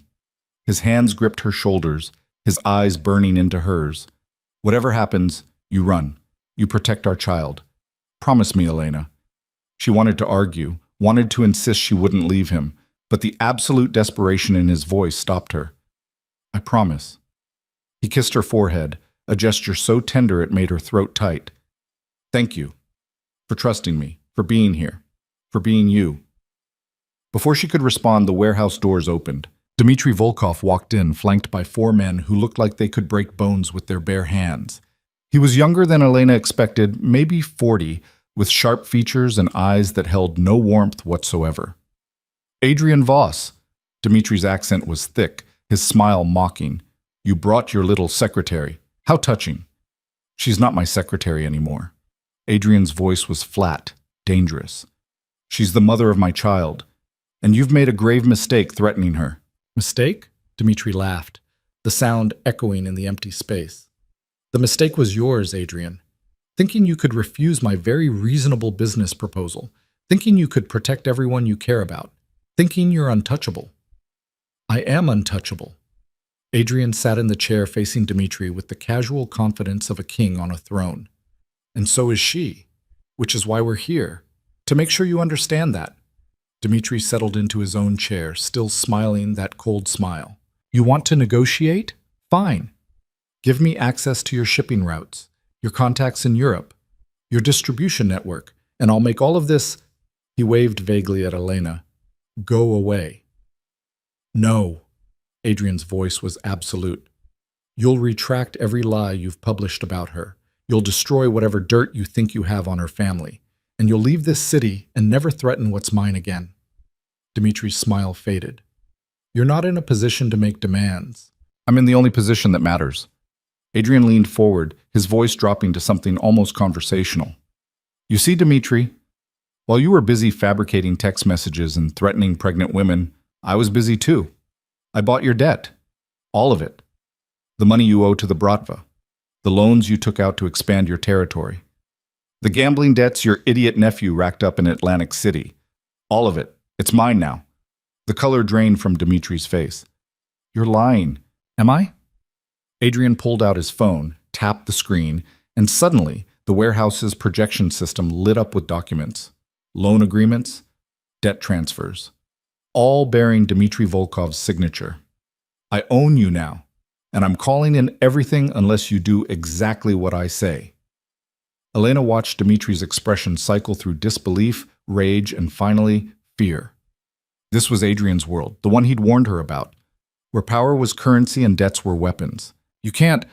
The Bratva won't allow. The Bratva already approved the transfer. Adrian's smile was colder than ice. Turns out they like me better than you. Something about me being more profitable and less prone to reckless stunts like kidnapping pregnant women. Dmitry's hands clenched on the arms of his chair. This isn't over. Yes, it is. Adrian stood, and Elena saw the gun at his hip, saw the absolute certainty in his posture. You're going to retract everything. Tonight. Every story, every post, every lie. You're going to issue a public apology for the misinformation. And then you're going to leave this city and conduct your business somewhere far away from me and mine. Or I'll call in your debts and watch your empire crumble. And if I refuse? Adrian's expression went dead. Then you won't leave this warehouse. Your men will. But you won't. And tomorrow morning, the Bratva will have a new territory to divvy up among people more competent than you. The threat hung in the air like a guillotine blade. Elena's heart was hammering so hard she could barely breathe, but she forced herself to remain still, to project the same calm confidence Adrian wore like armor. Dmitry looked between Adrian and Elena, calculation visible in his eyes. Finally, he spat something in Russian and gestured to his men. Fine. You win this round, Voss, but someday your protection won't be enough. Someday she'll be vulnerable, and I'll be waiting. Adrian moved so fast Elena barely saw it. One moment he was standing 3 feet away from Dmitry. The next, he had the Russian by the throat, the gun pressed against his temple. Listen very carefully, Adrian said, his voice barely above a whisper but carrying absolute conviction. If you ever threaten her again, if you ever so much as think her name, I will find you. I will destroy everything you've ever built, and then I will end you, slowly, painfully, in ways that will make you beg for death. Do you understand me? Dmitry's eyes were wide with genuine fear now. He managed a jerky nod. Adrian released him and stepped back, the gun disappearing back into its holster. Good. Get out of my city. You have 24 hours. Dmitry and his men left without another word, their footsteps echoing in the cavernous space. The moment they were gone, Elena's legs gave out. Adrian caught her before she hit the ground, his arms wrapping around her as she shook with delayed reaction. I've got you. You're safe. You did so well, Elena. So incredibly well. You could have killed him. Her voice was muffled against his chest. I would have. If he'd pushed any harder, I would have. Adrian's hand stroked her hair, a soothing rhythm. But you're worth more than that. Worth more than becoming the reason I commit murder. Elena pulled back enough to look up at him. You bought his debts. When? Been working on it for 2 weeks, since the first threat. A small smile crossed his face. I told you I protect what's mine. I just didn't mention I also destroy anyone who threatens it. That was the most terrifying thing I've ever witnessed. I know. I'm sorry you had to see that side of me. His thumb brushed across her cheek, catching a tear she hadn't realized had fallen. But I need you to understand. This is who I am. This is the world I live in. And if you stay with me, you'll see more of it. Elena looked into his eyes, saw the question there, the vulnerability, the hope that she wouldn't run now that she'd seen the monster beneath the elegant suits. Take me home, she said quietly. Adrian's expression shuddered. Of course. Davis will... You're home, Adrian. She gripped his shirt, held him in place. Take me to your home. I don't want to be alone tonight. Something like wonder crossed his face. Elena, please. She wasn't sure what she was asking for, only knew she needed it, needed him, needed to feel safe in a world that had just shown her how dangerous it truly was. Adrian nodded, then lifted her into his arms as if she weighed nothing. Elena didn't protest, just let him carry her to the car, let Davis drive them through the city streets, let herself be held by this complicated, dangerous, protective man who just threatened murder to keep her safe. They arrived at his penthouse in silence. Adrian set her down gently in his living room, then moved to pour her water from the kitchen. You should rest, he said, handing her the glass. I'll take the guest room. You can have my bed. Stay with me. The words were out before she could second-guess them. I don't want to be alone. Just stay with me. Adrian's expression was unreadable. Elena, you're shaken, scared. I don't want to take advantage. You're not. She set down the water and moved closer to him. I'm asking, clearly. I want you to stay with me, hold me, help me forget what I just saw for a little while. I don't know if I can forget, Adrian admitted. I keep replaying what could have gone wrong. What would have happened if he'd called my bluff? You weren't bluffing. Elena's hand found his chest, felt his heart racing beneath her palm. You would have killed him. For me. For our child. In a heartbeat. No hesitation. Does that terrify you? Yes. She met his eyes steadily. But it also makes me feel safer than I've ever felt in my life. And I don't know what that says about me. It says you're a survivor. Adrian's arms came around her, and Elena melted into the embrace. It says you understand that sometimes the world requires monsters to fight monsters. And it says you're brave enough to stand beside one. They stood there in his living room, holding each other as the adrenaline slowly faded and exhaustion took its place. Finally, Adrian pulled back enough to meet her eyes. Come on, let's get you to bed. He led her to his bedroom, a massive space dominated by a king-size bed with the windows overlooking the city. Elena sat on the edge while Adrian disappeared into his closet, returning with a soft t-shirt. This will be more comfortable than your dress. He handed it to her, then turned away to give her privacy. Elena changed quickly, the shirt falling to mid-thigh, smelling like him in ways that made her stomach flutter. You can look now.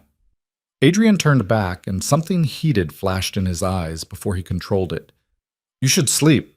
It's been a hell of a night. Will you stay? She climbed under the covers, suddenly afraid he'd leave her alone. Do you want me to? Yes. He kicked off his shoes and slid into the bed beside her, staying carefully on top of the covers, maintaining that last boundary between them. Elena rolled toward him, and his arm came around her instinctively, pulling her close. Thank you, she whispered into the darkness, for protecting me, for ending this, for being terrifying and gentle at the same time. Thank you for not running. His lips brushed her forehead. For seeing the worst of me and staying anyway. Elena's hand found his over her stomach, their fingers intertwining over the tiny life growing inside her. We're in this together now, all the way. No more halfway, no more pretending this is just about protection. What is it about? Adrian's voice was rough with something that sounded like hope. I don't know yet. She turned her face up to his, found him closer than she expected. But I want to find out, if you do. Elena, I've wanted nothing else since the moment I realized I was falling for you. His thumb brushed across her knuckles. I'm just terrified I'll fail you, like I failed Sophia. You didn't fail her. You told me. Car accident, brake failure. That wasn't your fault. I knew she was in danger. Knew my enemies might target her, but I thought keeping her at a distance would protect her. His voice cracked. I was wrong, and she died because I didn't hold on tight enough. Elena's heart broke for the pain in his voice. I'm not Sophia, and you're not letting go of me. We're going to survive this, together. Adrian pulled her impossibly closer, burying his face in her hair. I hope you're right, because losing you would destroy me. They fell asleep tangled together, boundaries crossed and new ones forming, in a bed that smelled like safety and felt like home for the first time in Elena's life. Tomorrow, they'd face the aftermath of tonight's confrontation. Tomorrow, they'd deal with the media and the company and the world's judgment. But tonight, they had this, each other. The truth of what was growing between them, as undeniable as the child growing inside her. And for now, that was enough. Elena woke to sunlight streaming through floor-to-ceiling windows and the unfamiliar weight of an arm around her waist. For a disoriented moment, she couldn't remember where she was. Then the events of last night crashed back. The warehouse, Dmitry Volkov's threats, Adrian's cold fury, and the choice she'd made to stay. She turned carefully, not wanting to wake him, and found Adrian already awake, watching her with an expression so tender it made her chest ache. How long have you been awake? She whispered. About an hour. His thumb traced lazy circles on her hip through the thin fabric of his t-shirt. Couldn't stop watching you sleep. You look peaceful, like the world isn't complicated. It is, though. Elena shifted closer, drawn by the warmth radiating from him. Incredibly complicated. Yes. Adrian's hand slid up to cup her face. But maybe that's okay. Maybe complicated is better than simple. Before Elena could respond, his phone buzzed insistently on the nightstand. Adrian groaned, reaching for it without releasing her. His expression darkened as he read the screen. What is it? Veronica. The retraction went live an hour ago. Dmitry kept his word. Adrian showed her the screen. Every major outlet that had published the fabricated story now had a prominent correction, citing unverified sources and misinformation. Some even included apologies to Elena directly. It's over? Elena couldn't quite believe it. The immediate threat, yes. Adrian set the phone down, his attention returning to her. But there will be fallout, questions about how the retraction happened so quickly, speculation about what leverage I used. The media doesn't like admitting they were wrong. Let them speculate. Elena surprised herself with her own certainty. We know the truth. That's enough. Adrian's smile was slow and devastating. When did you become so fearless? When I realized being afraid wasn't protecting me. It was just making me miserable. She reached up, traced the line of his jaw. And when I realized I had someone worth being brave for. Elena. Her name was a rough whisper. I need to tell you something. What?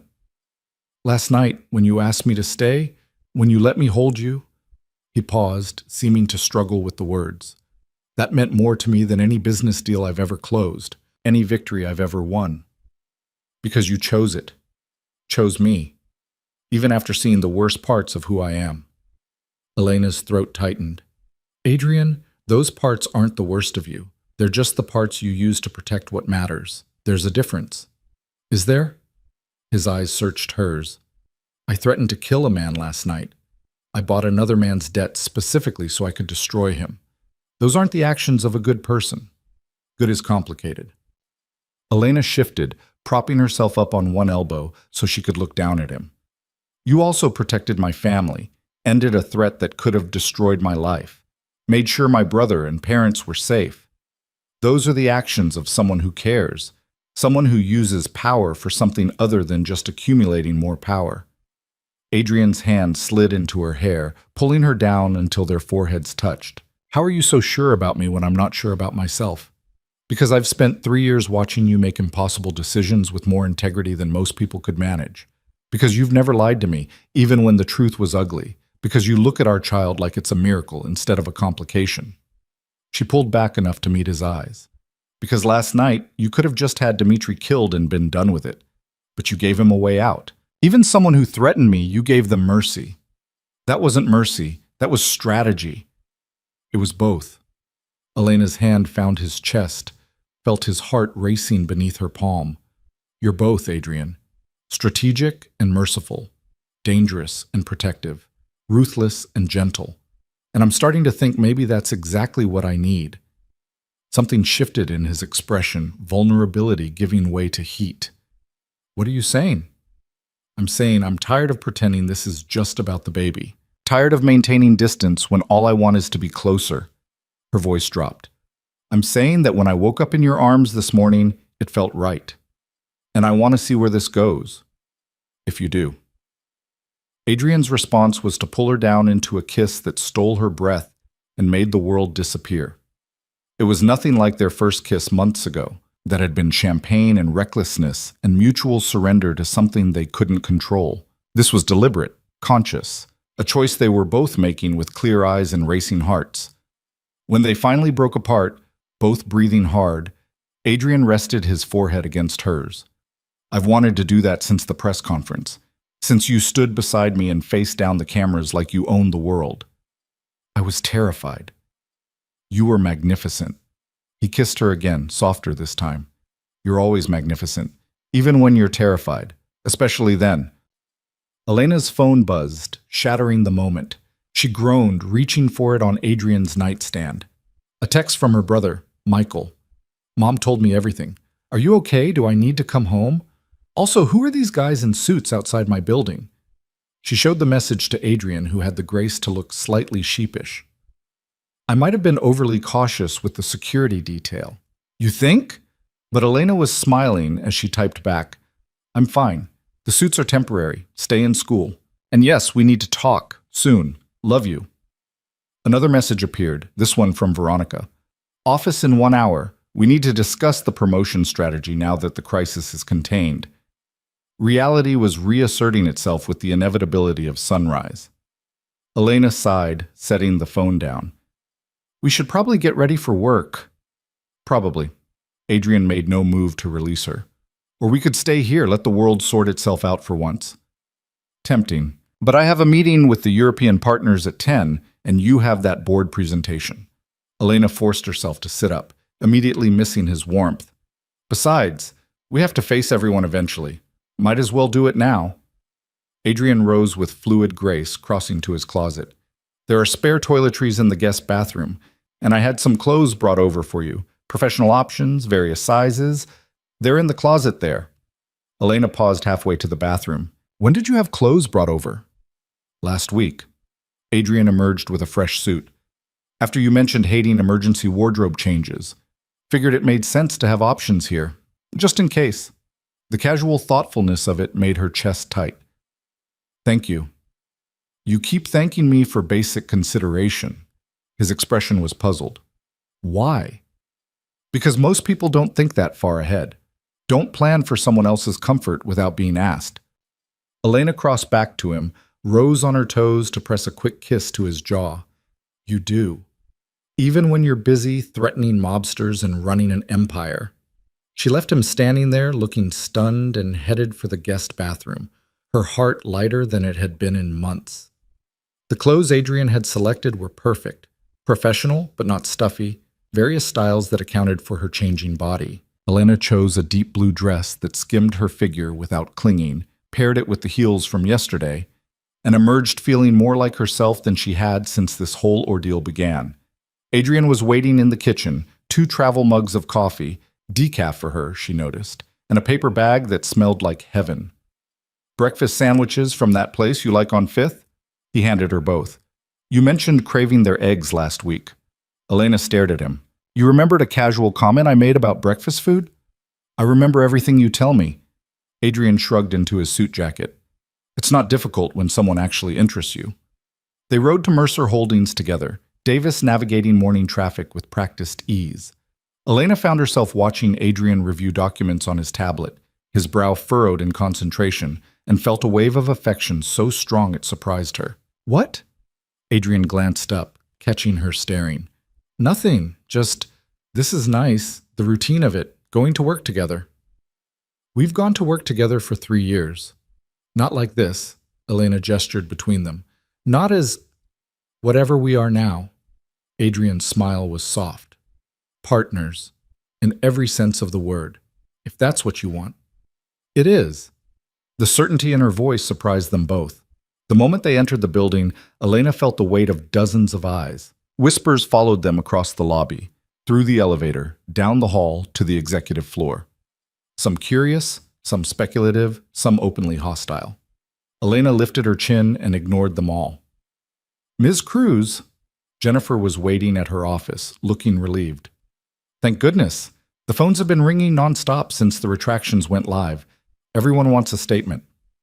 Draft a simple response. Something like, we appreciate the corrections and consider the matter closed. Ms. Cruz's focus remains on her work at Mercer Holdings.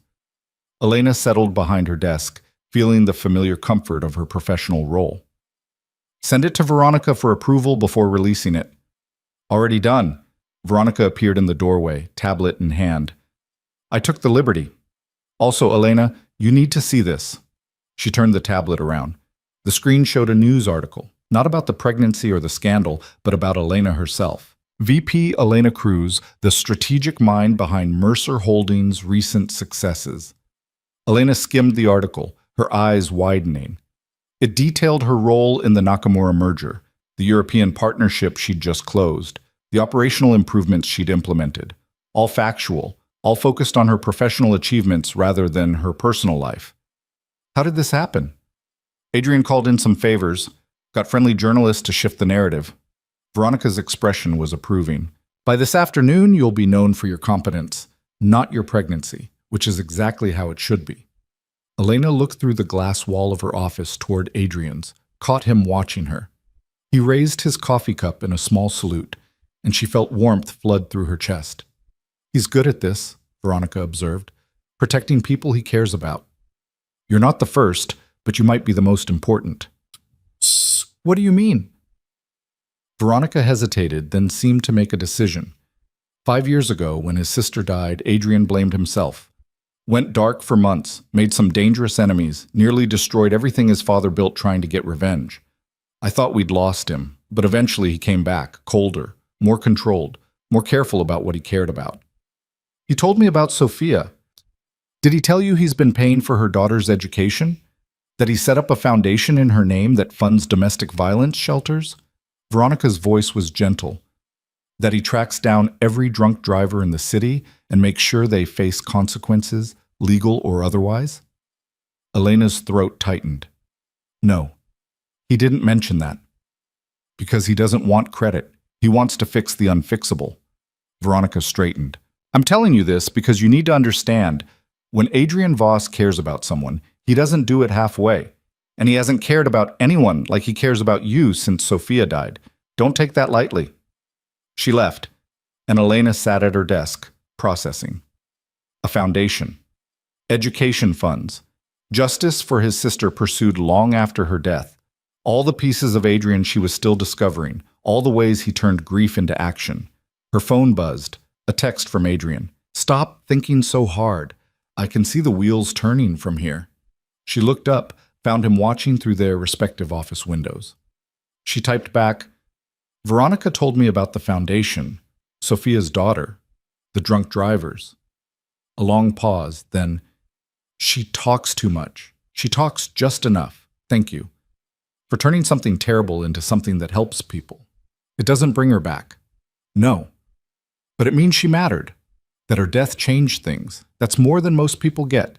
She watched him read the message, saw his expression soften. He typed something, deleted it, typed again. Have dinner with me tonight. Not about security or business, just dinner. A real date. Elena's heart skipped. We've had dinner together every night for 3 weeks. Those were strategy sessions and protection protocols. I want to take you somewhere nice. Court you properly. Pretend we're normal people on a normal date. We're not normal people. Humor me anyway." Elena smiled at her phone. "Pick me up at 7. And Adrian? I'd like that. A lot." The day passed in a blur of meetings and phone calls. Elena closed the European partnership deal, impressed a room full of skeptical executives with her strategic vision, and managed to forget for hours at a time that she was pregnant and being courted by a man who threatened mobsters in his spare time. At 6:30, she was packing up when Jennifer appeared with a large box. "Delivery for you, Ms. Cruz," from Adrian Voss. Inside was a dress, deep emerald green, elegant but not overly formal, with a note in Adrian's precise handwriting. "For tonight, if you'd like. If not, wear whatever makes you feel like yourself. I'll love you either way." Elena's breath caught. He'd written love, not like, not appreciate. Love. She picked up her phone, called his direct line. "You wrote love." No preamble. "I did." Adrian's voice was calm. "Is that a problem?" "I don't know. Is it true?" A pause, then quietly. "Yes. I didn't mean to say it like this, was planning to work up to it. But yes, Elena, I love you. I've been falling for months, and I'm done pretending I'm not." Elena sank into her chair, the dress still clutched in her other hand. "Adrian, I don't know what to say." "You don't have to say anything. I'm not asking for reciprocation. Just wanted you to know." His voice was gentle. "Wear the dress if you want. I'll still pick you up at 7 either way." He hung up before she could respond, and Elena sat in her office staring at the phone, her heart racing. Adrian Voss loved her. The powerful, dangerous, complicated man who'd upended her entire life had just casually admitted to loving her in the middle of a Thursday afternoon. And the terrifying part? She was starting to think she might love him too. Elena wore the dress. It fit perfectly, hugging her curves and accommodating her small bump with expert tailoring. She paired it with simple jewelry and let her hair fall loose around her shoulders. When Adrian arrived at her apartment at exactly 7, his reaction made every moment of preparation worthwhile. He stood in her doorway, struck absolutely speechless, his eyes darkening with heat and something deeper. "You're stunning," he finally managed. "You bought the dress."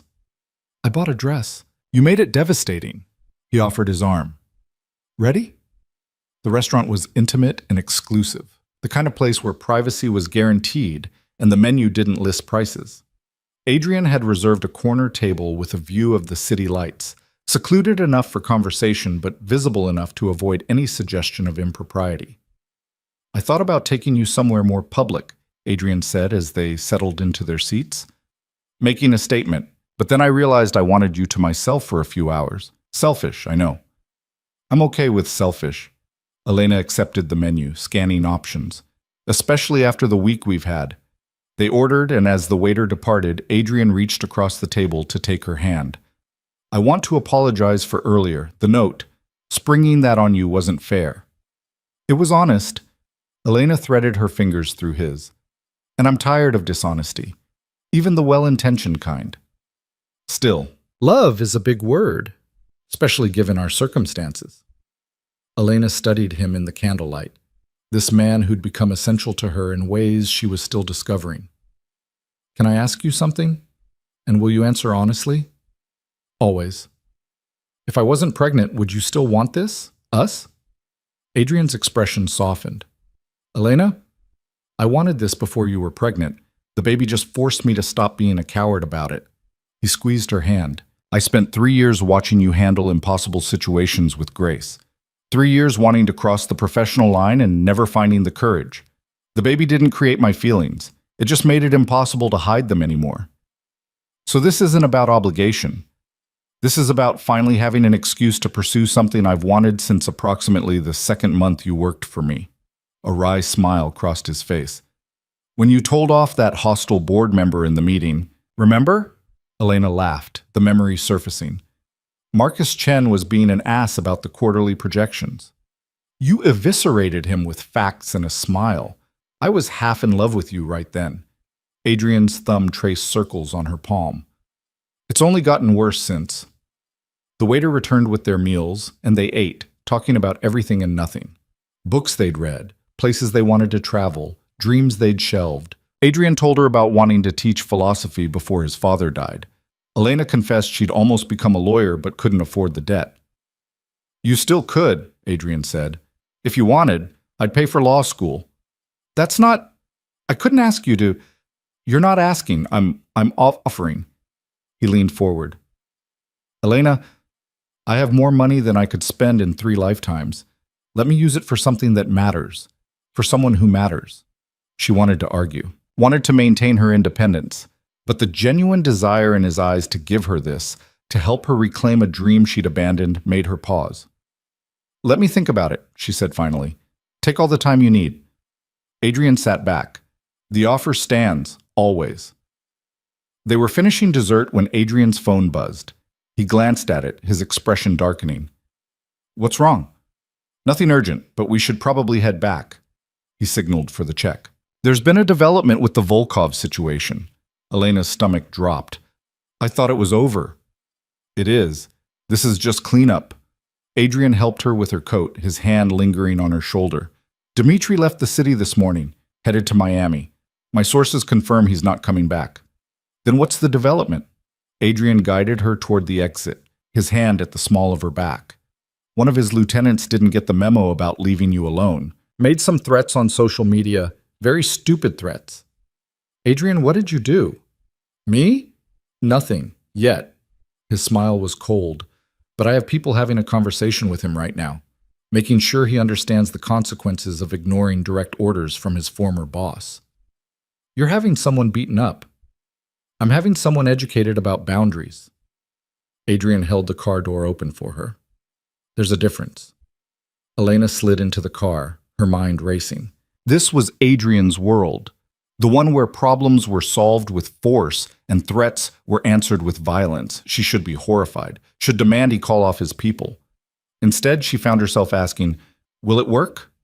Adrian's expression shifted, surprise flickering across his face. Yes. By morning, every remaining member of Volkov's organization will know that threatening you is a death sentence. Good. The word surprised them both. Elena, I'm tired of being afraid. She turned to face him in the back seat. Tired of looking over my shoulder. Tired of worrying if my family is safe. If your people can end that, then I'm okay with however they do it. Adrian stared at her for a long moment. You continue to surprise me. Good. I'd hate to be predictable. Elena leaned against him as the car pulled into traffic. Take me home, Adrian. You're home. I don't want to be alone tonight. Are you sure? I'm sure. She looked up at him. I'm sure about a lot of things now. About us. About this. About choosing you even when it's complicated. Adrian's arm came around her, pulling her close. I don't deserve you? Probably not. Elena's smile was soft. But you've got me anyway. They spent the night tangled together in Adrian's bed, talking until the early hours about futures they were building and pasts they were leaving behind. When Elena finally fell asleep in his arms, it was with the certainty that whatever came next, they'd face it together. The next morning, Elena woke to the smell of coffee and bacon. She found Adrian in the kitchen, cooking breakfast with the same focused intensity he brought to everything. You cook? She settled onto a bar stool, accepting the orange juice he offered. I cook breakfast. Everything else, I have caters. He plated eggs with surprising skill. But I wanted to do this for you. Start the day right. They ate together as sunlight streamed through the windows, and Elena felt something settle in her chest. Peace, maybe. Or hope. Or the beginning of love that might actually last. I have the 20-week ultrasound next Wednesday, she said, breaking the comfortable silence. Would you want to come? Adrian's fork clattered against his plate. You want me there? Of course I want you there. It's your baby too. Elena reached across to take his hand. And I want to find out the gender together. If you're interested. Interested? Adrian's voice was rough. Elena, I'd move mountains to be at that appointment. Then it's a date. She smiled at his obvious emotion. Fair warning, They do this thing where they press really hard on your stomach, and it's uncomfortable, and I might squeeze your hand until it goes numb. Squeeze away. Adrian brought her hand to his lips. I'll be there. For every appointment, every milestone, everything. Elena believed him, and that belief felt like the foundation of something real, something lasting, something worth every complication it took to build. The week leading up to the ultrasound passed in a haze of normalcy that felt almost surreal. Work consumed Elena's days. She successfully restructured the entire strategic operations division, earning grudging respect from even her harshest critics. Adrian's nights were spent either in her apartment or his penthouse, the line between their spaces blurring until it seemed natural to find his razor in her bathroom or her favorite tea in his kitchen. They were building something, a life, a partnership, a family.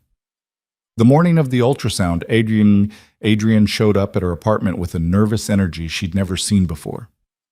"You're fidgeting," Elena observed as they rode the elevator down.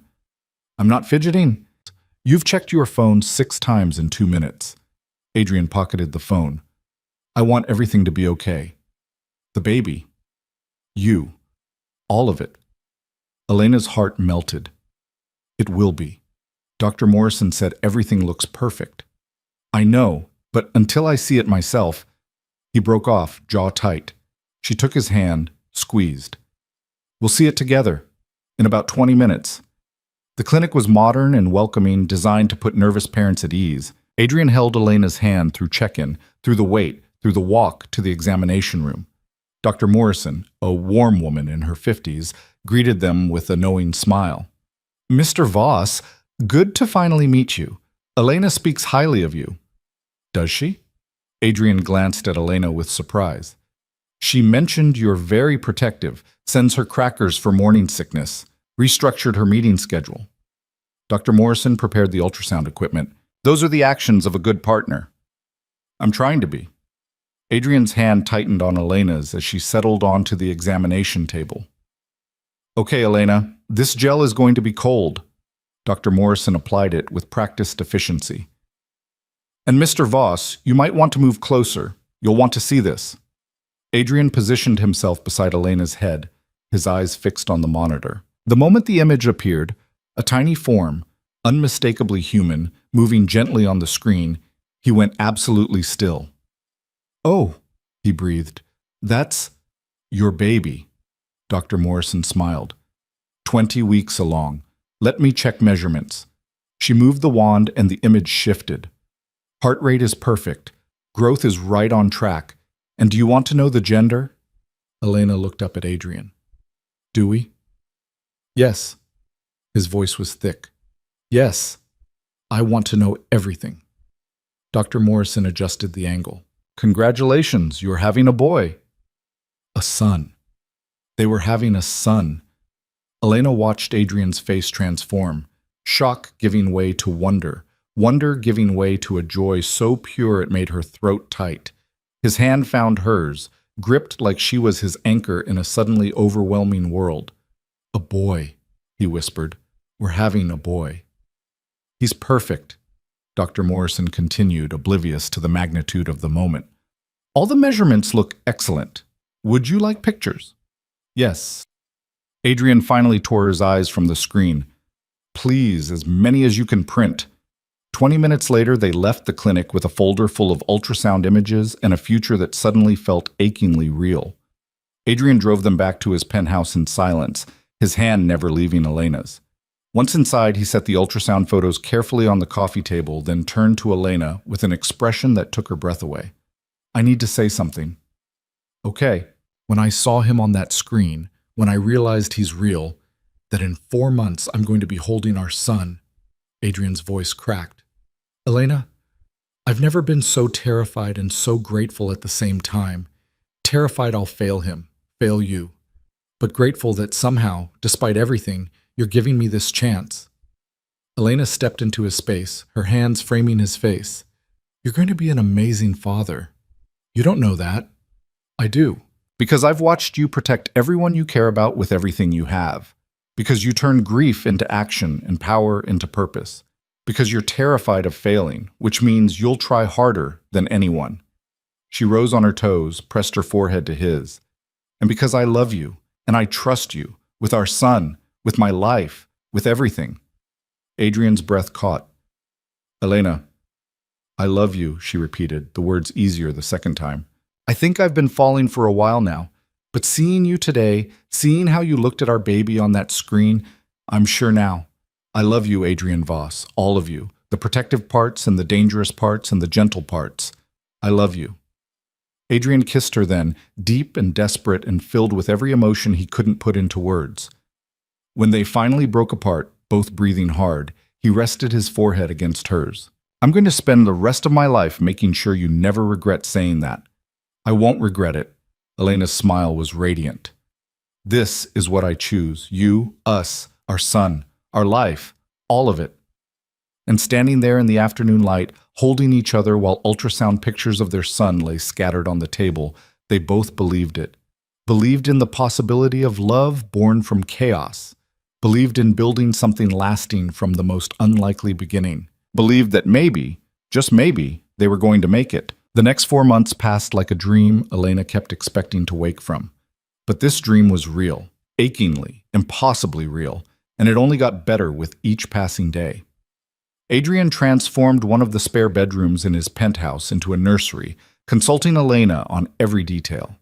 They spent weekends shopping for cribs and debating paint colors, arguing playfully about whether navy blue or soft gray was better for the walls. Elena won with a compromise, gray walls with navy accents, and Adrian conceded with a grace that made her love him even more. Work continued to challenge and fulfill her.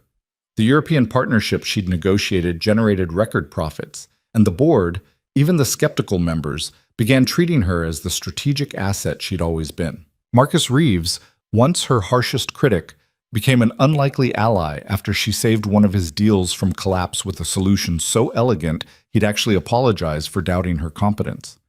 You're going to run this company someday, he'd said, and it hadn't sounded like flattery. It sounded like prophecy. But the best moments were the quiet ones. Adrian reading business reports with his hand on her growing belly, feeling their son kick and moving to follow the movement like it was the most important thing in the world. Elena falling asleep on his couch while he worked, waking to find herself carried to bed and tucked in carefully.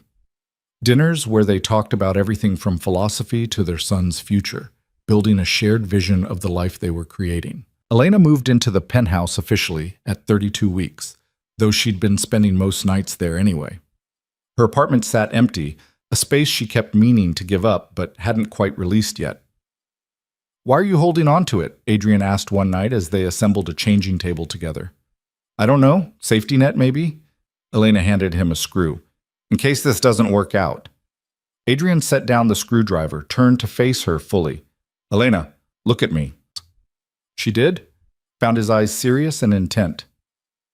This is going to work out, he said quietly. Not because everything will be perfect. It won't be. But because we both choose it every day, because we fight for it, because we love each other enough to do the hard work. His hand found her face, gentle and certain. But if you need the apartment to feel secure, keep it. I'm not going anywhere, and neither are you. So take all the time you need to believe that. She gave up the apartment the next week. Because he was right, she wasn't going anywhere. This was home now. At 36 weeks, Elena's body began preparing for labor in ways that terrified and amazed her.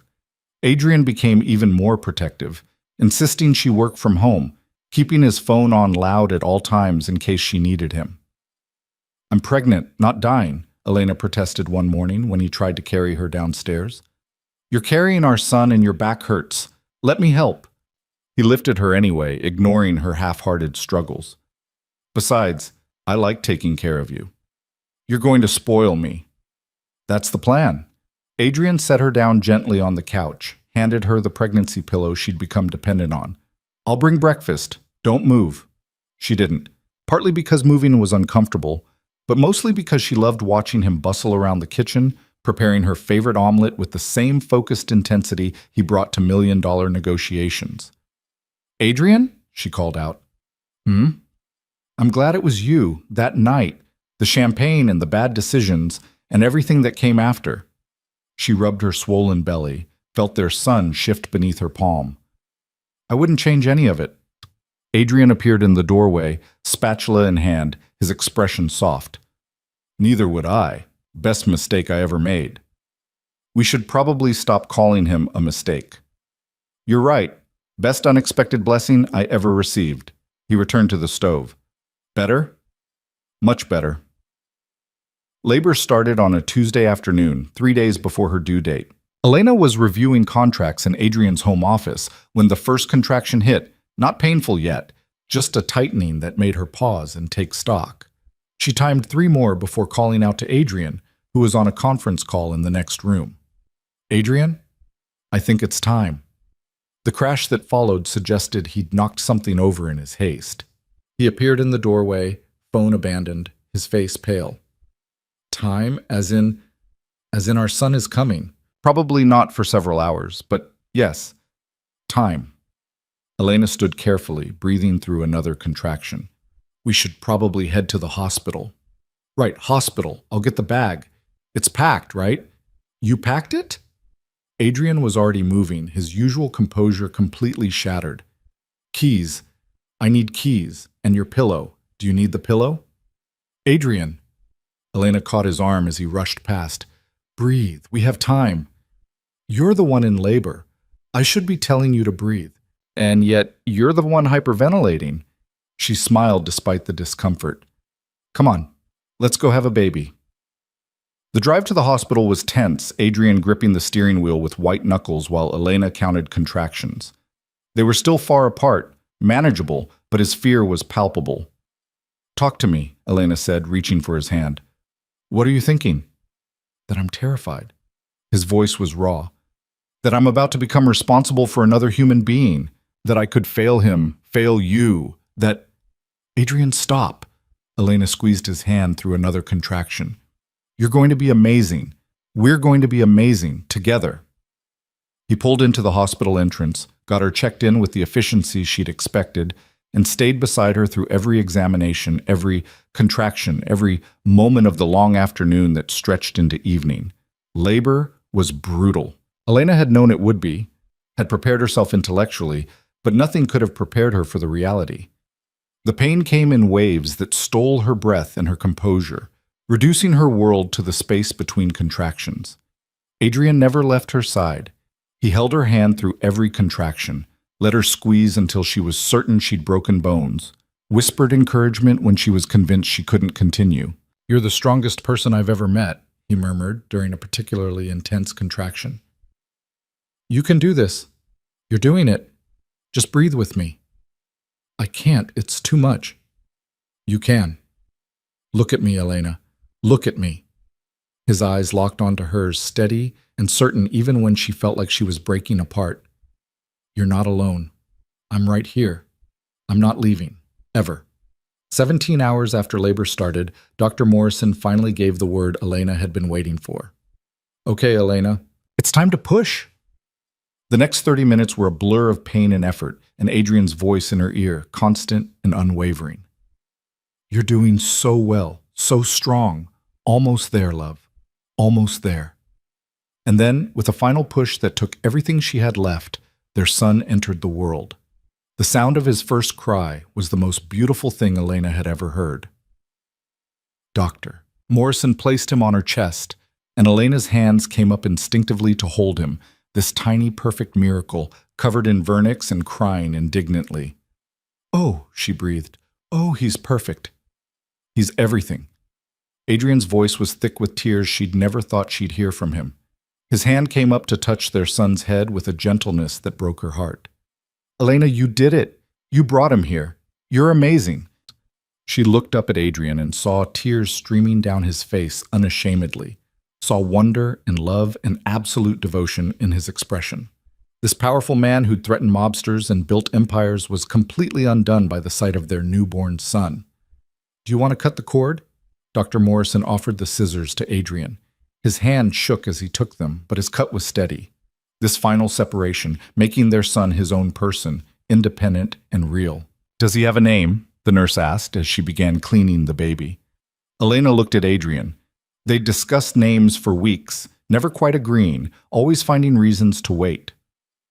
Alexander, Adrian said quietly, his eyes never leaving their son. After Elena's grandfather, Alexander James. If that's okay with you. Elena's throat closed up. She'd mentioned her grandfather exactly once, months ago, talking about the man who'd encouraged her dreams when no one else had, that Adrian remembered, that he'd chosen that name. It's perfect, she whispered. Alexander James Voss, our son. They took Alexander for his initial checkup while Elena delivered the placenta and Dr. Morrison stitched the small tear that had occurred. Adrian stayed by Elena's head, stroking her hair, whispering how proud he was of her. When the nurse brought Alexander back, cleaned and swaddled, she placed him in Adrian's arms. 8 pounds, 4 ounces, 21 inches. 10 fingers, 10 toes. Absolutely perfect. Adrian held his son with the careful reverence of someone holding something infinitely precious and infinitely fragile. He looked down at Alexander's tiny face, then up at Elena, and she saw every wall he'd ever built completely demolished. Thank you, he said, his voice breaking. Thank you for giving me this, for giving me him, for giving me a reason to be better than I ever thought I could be. Elena held out her arms, and Adrian placed Alexander gently in them before sitting on the edge of the hospital bed, his arm around her shoulders, the three of them forming a unit. We're a family now, Elena said softly, studying Alexander's perfect features. A real family. We've been a family for a while. Adrian pressed a kiss to her temple. But yes, now it's official. They spent the first night in the hospital learning to navigate parenthood, diaper changes and feeding attempts, and Alexander's preference for being held constantly. Adrian proved surprisingly adept at swaddling, and Elena discovered that breastfeeding was harder than any business negotiation she'd ever conducted.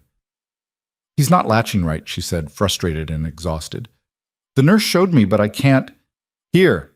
Adrian adjusted her hold on Alexander with gentle confidence. Try angling him this way. There, see?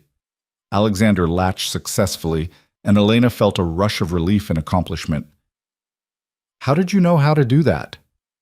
I've been watching videos for 3 months. Adrian settled beside them, his hand resting on Alexander's back. Wanted to be useful. You're more than useful, you're perfect. Elena leaned against him, suddenly overwhelmed. I don't know how I would have done this without you. You would have managed. You're capable of anything. Adrian's voice was soft. But I'm grateful you didn't have to, that I get to be here, that I get to be his father, and you're... He paused. Whatever you want me to be. Elena turned her head to look at him fully, saw vulnerability in his eyes. What do you want to be? Yours. In every way. Permanently. Adrian took a breath. Marry me. Elena's heart stopped. What? Marry me. Not because of Alexander, though I want him to have parents who are committed to each other. Not because of societal expectations or public relations or any practical reason. His hand came up to cup her face. Marry me because I love you. Because I want to spend the rest of my life choosing you every day. Because you're the best thing that's ever happened to me, and I don't want to imagine a future where you're not my wife. Adrian, I know this isn't romantic. I know you're exhausted, and I don't have a ring, and we're in a hospital room. A small smile crossed his face. But I've learned that life doesn't wait for perfect moments. You create them. And this moment, with you and our son, feels perfect to me. Elena looked down at Alexander, peacefully nursing, then back at Adrian. This man who'd started as her boss became the father of her child and transformed into the love of her life somewhere along the way. Yes, she said simply. Yes, I'll marry you. Adrian's smile was brilliant and unguarded, all his usual control abandoned in favor of pure joy. He kissed her softly, carefully, mindful of the baby between them. I'll get you a ring, a proper proposal, whatever you want. I just want this, Elena gestured to their small family. Everything else is details.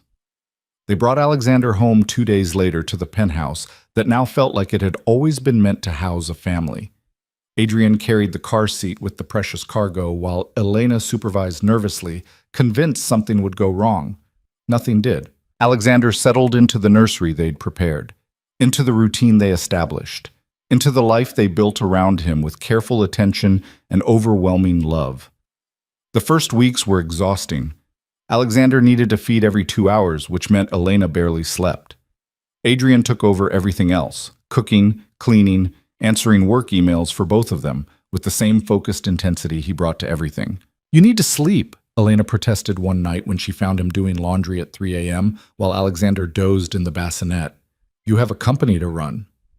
"Robert is handling things. Veronica is managing press. Marcus is covering my meetings." Adrian folded a impossibly tiny onesie. "And you just gave birth. You need rest more than I do." "Adrian?" "Elena." He crossed to her, gentle but firm. "Let me do this. Let me take care of you while you take care of our son, please." She didn't have the energy to argue. And truthfully, she didn't want to. Having Adrian shoulder the burden while she recovered was a gift she hadn't known she needed. By 6 weeks postpartum, they'd found a rhythm.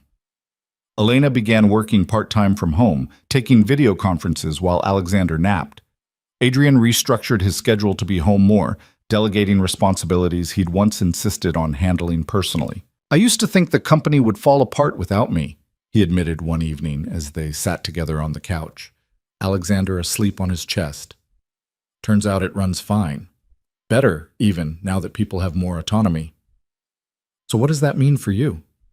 "It means I get to be here more. With you. With him." Adrian stroked Alexander's back with infinite tenderness. "It means I get to choose what matters, instead of letting work choose for me." Elena leaned against his shoulder, feeling contentment settle into her bones. "I never thought I'd have this. A family, a partner, a life that feels like home." "Neither did I." Adrian pressed a kiss to her hair. "But here we are." At 3 months, Adrian surprised her with a ring, a stunning emerald surrounded by diamonds, elegant and unique. He proposed again, properly this time, in the nursery while Alexander watched from his crib with solemn eyes. "Elena Cruz, love of my life, mother of my son. Will you marry me?"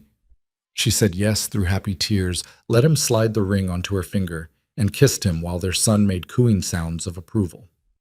They married quietly 6 months later in a small ceremony at the penthouse. Just family, Elena's parents and brother, Adrian's small circle of trusted friends, and Alexander as the best-dressed 6-month-old in attendance. Elena wore a simple cream dress that fit her post-baby body perfectly. Adrian wore a dark suit and an expression of such complete happiness that several guests got misty-eyed. The vows were traditional but heartfelt. When Adrian promised to love and cherish her, to stand beside her through whatever came, Elena believed every word, because he'd been proving it every day since that night in his office when he'd learned about the pregnancy. The kiss sealed a promise they'd been living for almost a year, to choose each other, to build together, to love fiercely and protect ruthlessly, and find joy in the unexpected. The reception was small and warm, full of laughter and good food and toasts that made everyone cry. Michael gave a speech about his sister's strength and how proud he was to see her so happy. Veronica told embarrassing stories about Adrian's early attempts to cook breakfast. Marcus joked that the company's stock price improved the day Adrian learned to delegate.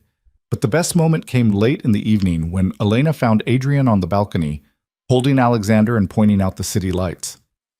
"You know he can't understand any of this, right?" she said, sliding her arms around his waist from behind. "I know, but someday he will." Adrian glanced back at her, the city lights reflecting in his eyes. "Someday I'll tell him how his mother saved me, how she took a mistake and turned it into the greatest blessing of my life, how she made me believe in second chances and real love and building something good from impossible beginnings." Elena's eyes filled with tears for the 100th time that day. "I love you so much." "I love you too." Adrian turned to face her fully, Alexander secure in one arm while the other came around her. "Thank you for saying yes. To everything. To staying when you could have run. To loving me when I didn't deserve it. To building this family with me. We deserve each other." Elena stood on her toes to kiss him softly. The good parts and the complicated parts. All of it. They stood there together as husband and wife, as partners in every sense, watching the city lights and feeling their son's steady breathing and knowing they'd found something most people spend lifetimes searching for. 3 years later, Elena stood in the same penthouse, now expanded to include a second nursery, and watched her husband chase their 3-year-old son through the living room while their 7-month-old daughter shrieked with laughter from her playpen.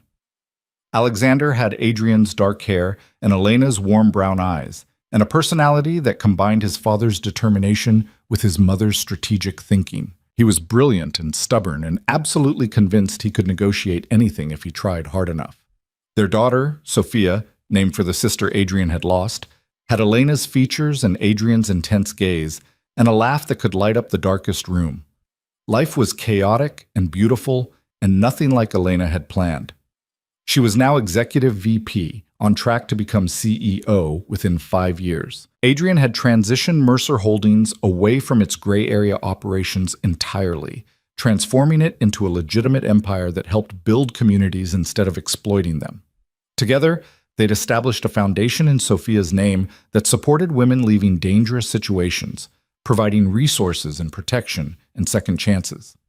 The threats were gone. Dmitry Volkov had died in Miami 2 years ago, a genuine heart attack, verified by multiple sources, though Adrian's enemies still whispered that he'd somehow orchestrated it. Elena didn't ask. Some things were better left unexamined. What mattered was that her family was safe.